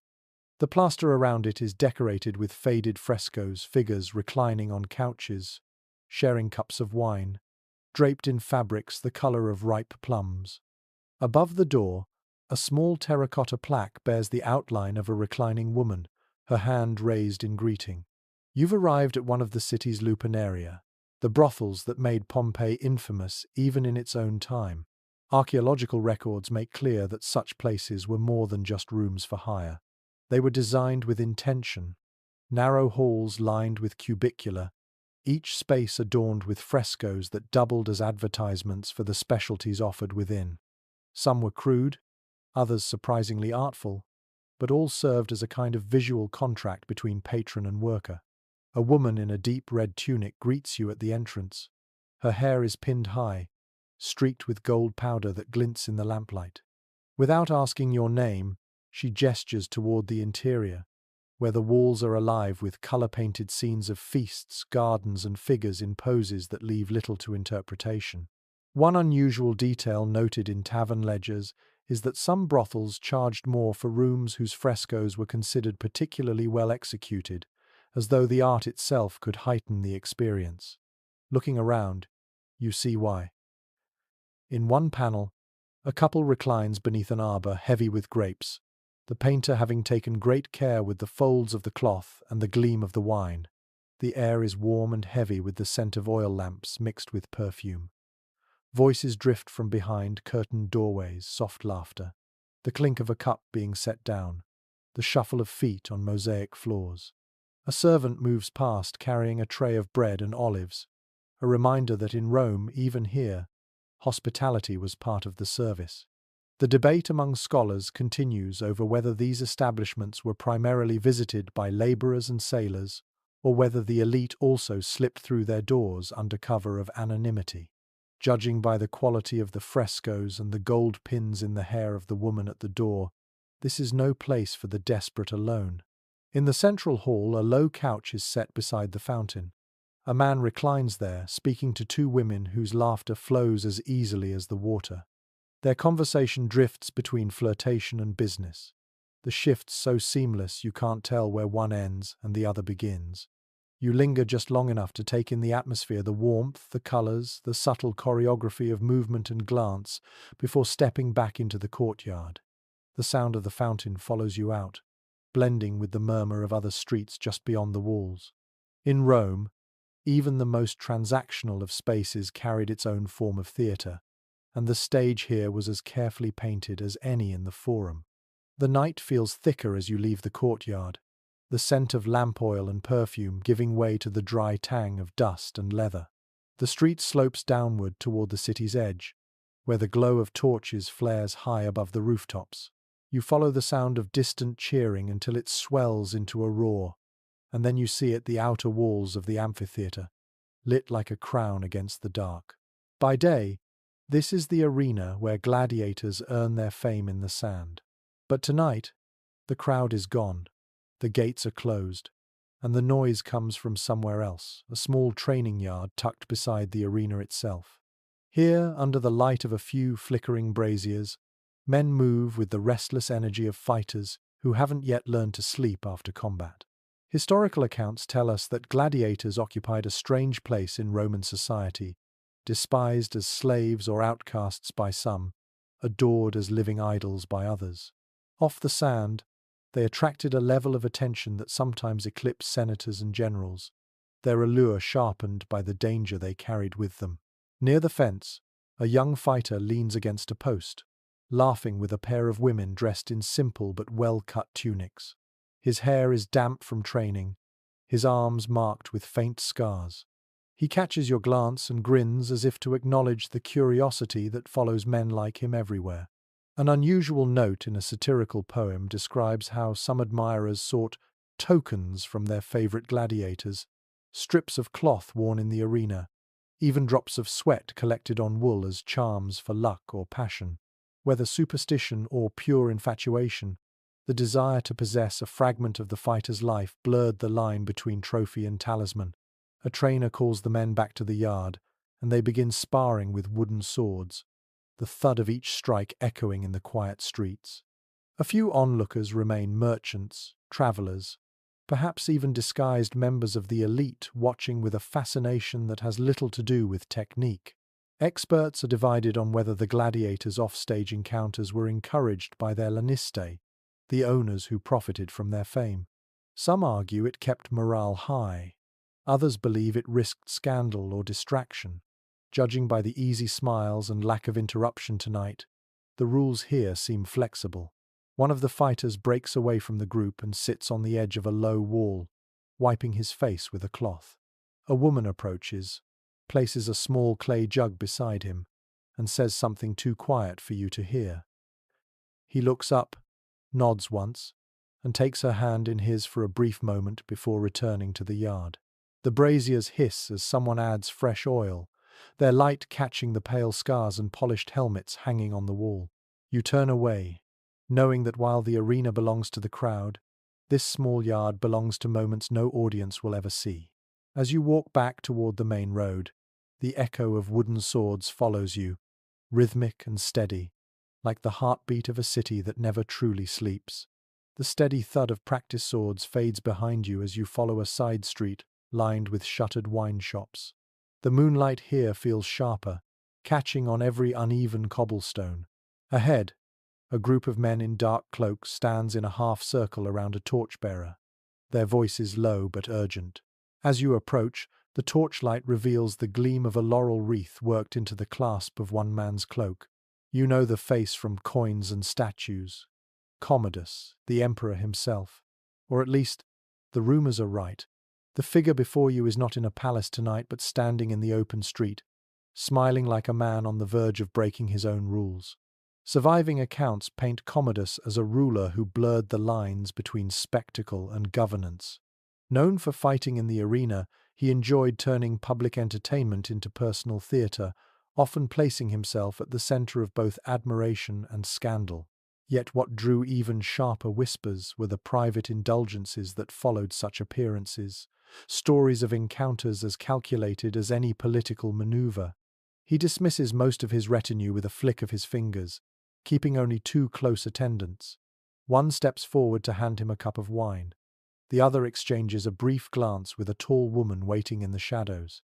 She emerges into the light, her gown the color of deep garnet, her hair pinned with a gold comb shaped like a lion's head. One curious fragment from a senator's private correspondence claims that Commodus had a taste for orchestrating his meetings, like staged dramas choosing public settings with just enough privacy to fuel rumors without confirming them. Watching now, you can see the method in the way the torchbearer adjusts the light so it falls across the woman's face but leaves Commodus partly in shadow. The emperor says something to her that you can't hear, and she smiles, not a shy smile, but the sort that suggests she's fully aware of the weight of his attention.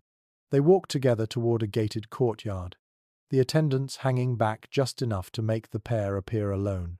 Experts still argue whether these stories about Commodus's liaisons were truth, exaggeration, or outright invention by political enemies.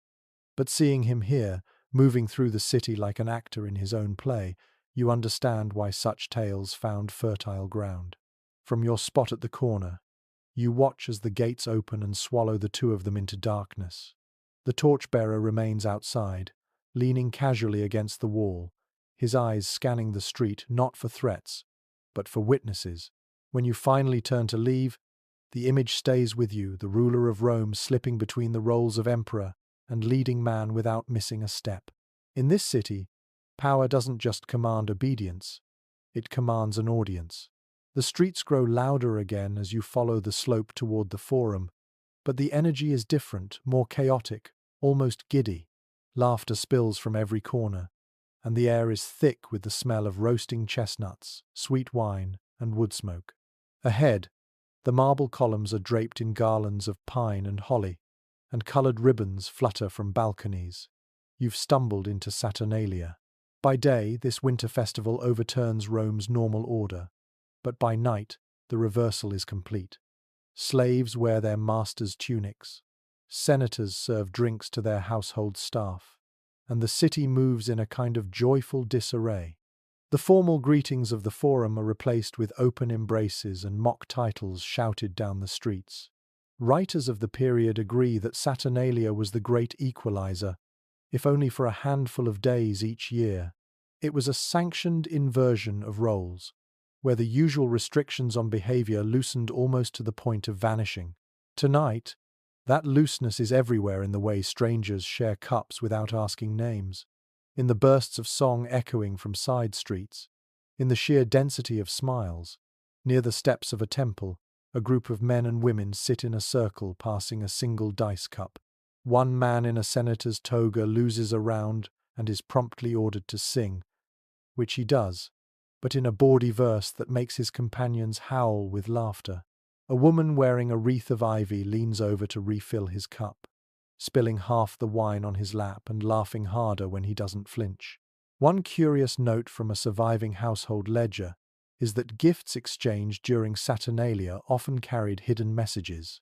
A wax figurine of a gladiator might hint at strength or defiance. A pair of dice could suggest risk or temptation. You see a young woman hand a man a small wrapped bundle, and his grin when he unwraps a miniature silver key suggests the meaning is far from innocent. The debate among historians remains whether Saturnalia was truly a release from social tension or simply a carefully contained performance that reinforced the usual order once it ended. Watching the mingling here, you can imagine both. The freedom is real enough in the moment, but the awareness that it will end tomorrow gives it a certain bittersweet edge. A man in a slave's short tunic approaches you, carrying a tray of honey cakes shaped like small animals. "Eat," he says with a grin, "and remember tomorrow I serve no one."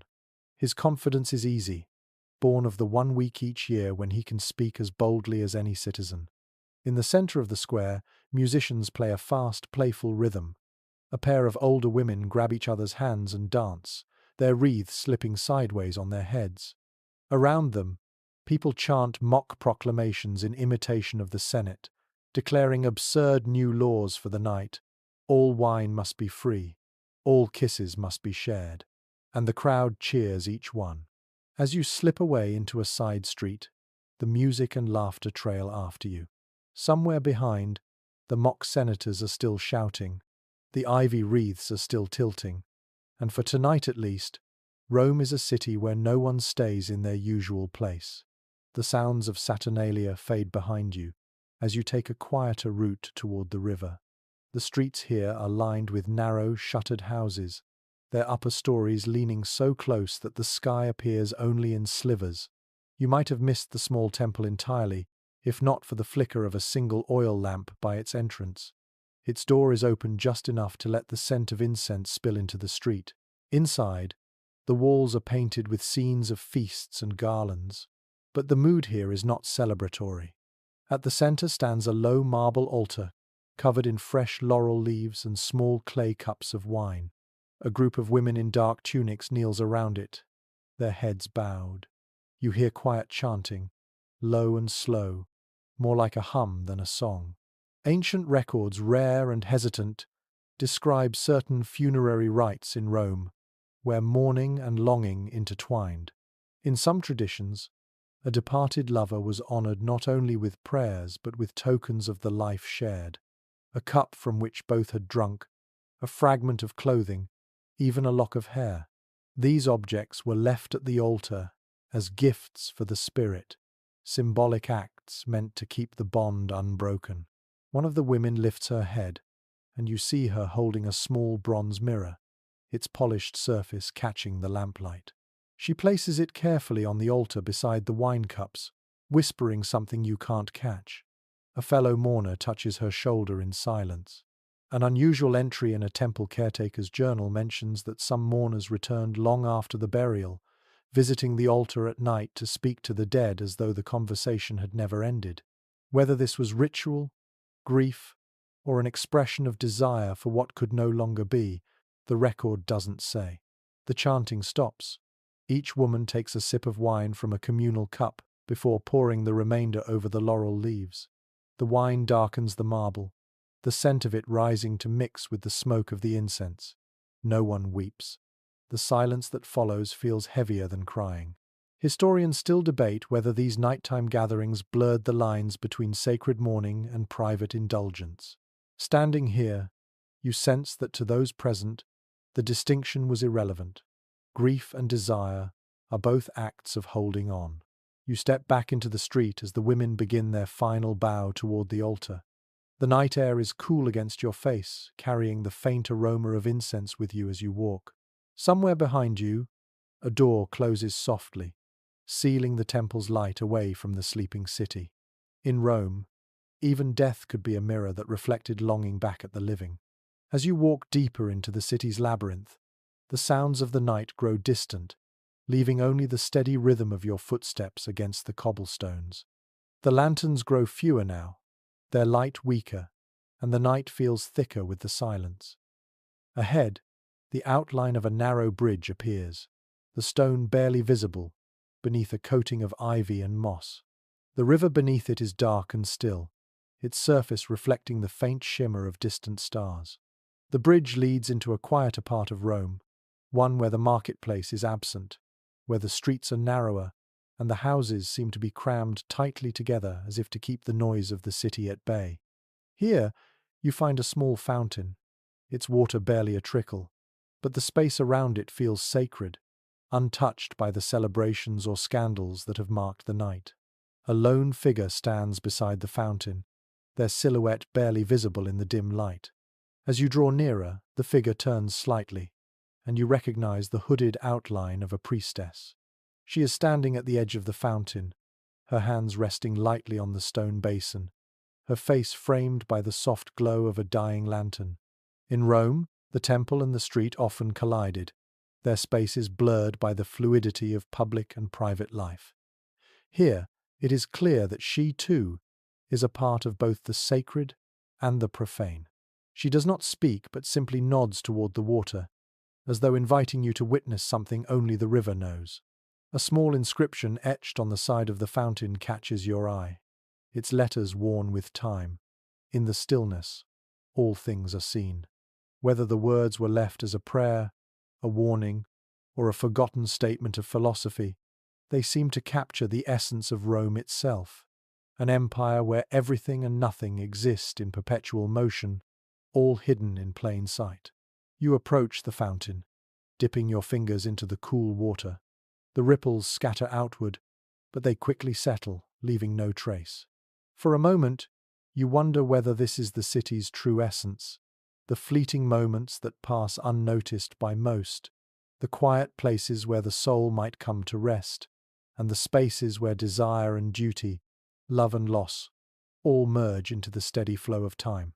The priestess watches you for a moment longer, her expression unreadable, then silently moves away, disappearing into the shadows like a ghost. Her departure feels like the closing of a door, and for a second, the air seems emptier without her presence. You stand there, letting the night wrap itself around you, until the sound of the river and the distant hum of the city outside the bridge pull you back into motion. The stars above are dimmer now, swallowed by the clouds that have gathered as though to obscure the city's endless gaze. In Rome, even the quietest moments are not truly private. Everything is observed. And yet, as you walk away from the fountain, you can't help but feel that some things, some fleeting desires, some brief connections are left to flow away with the river, as though they were never meant to be seen at all.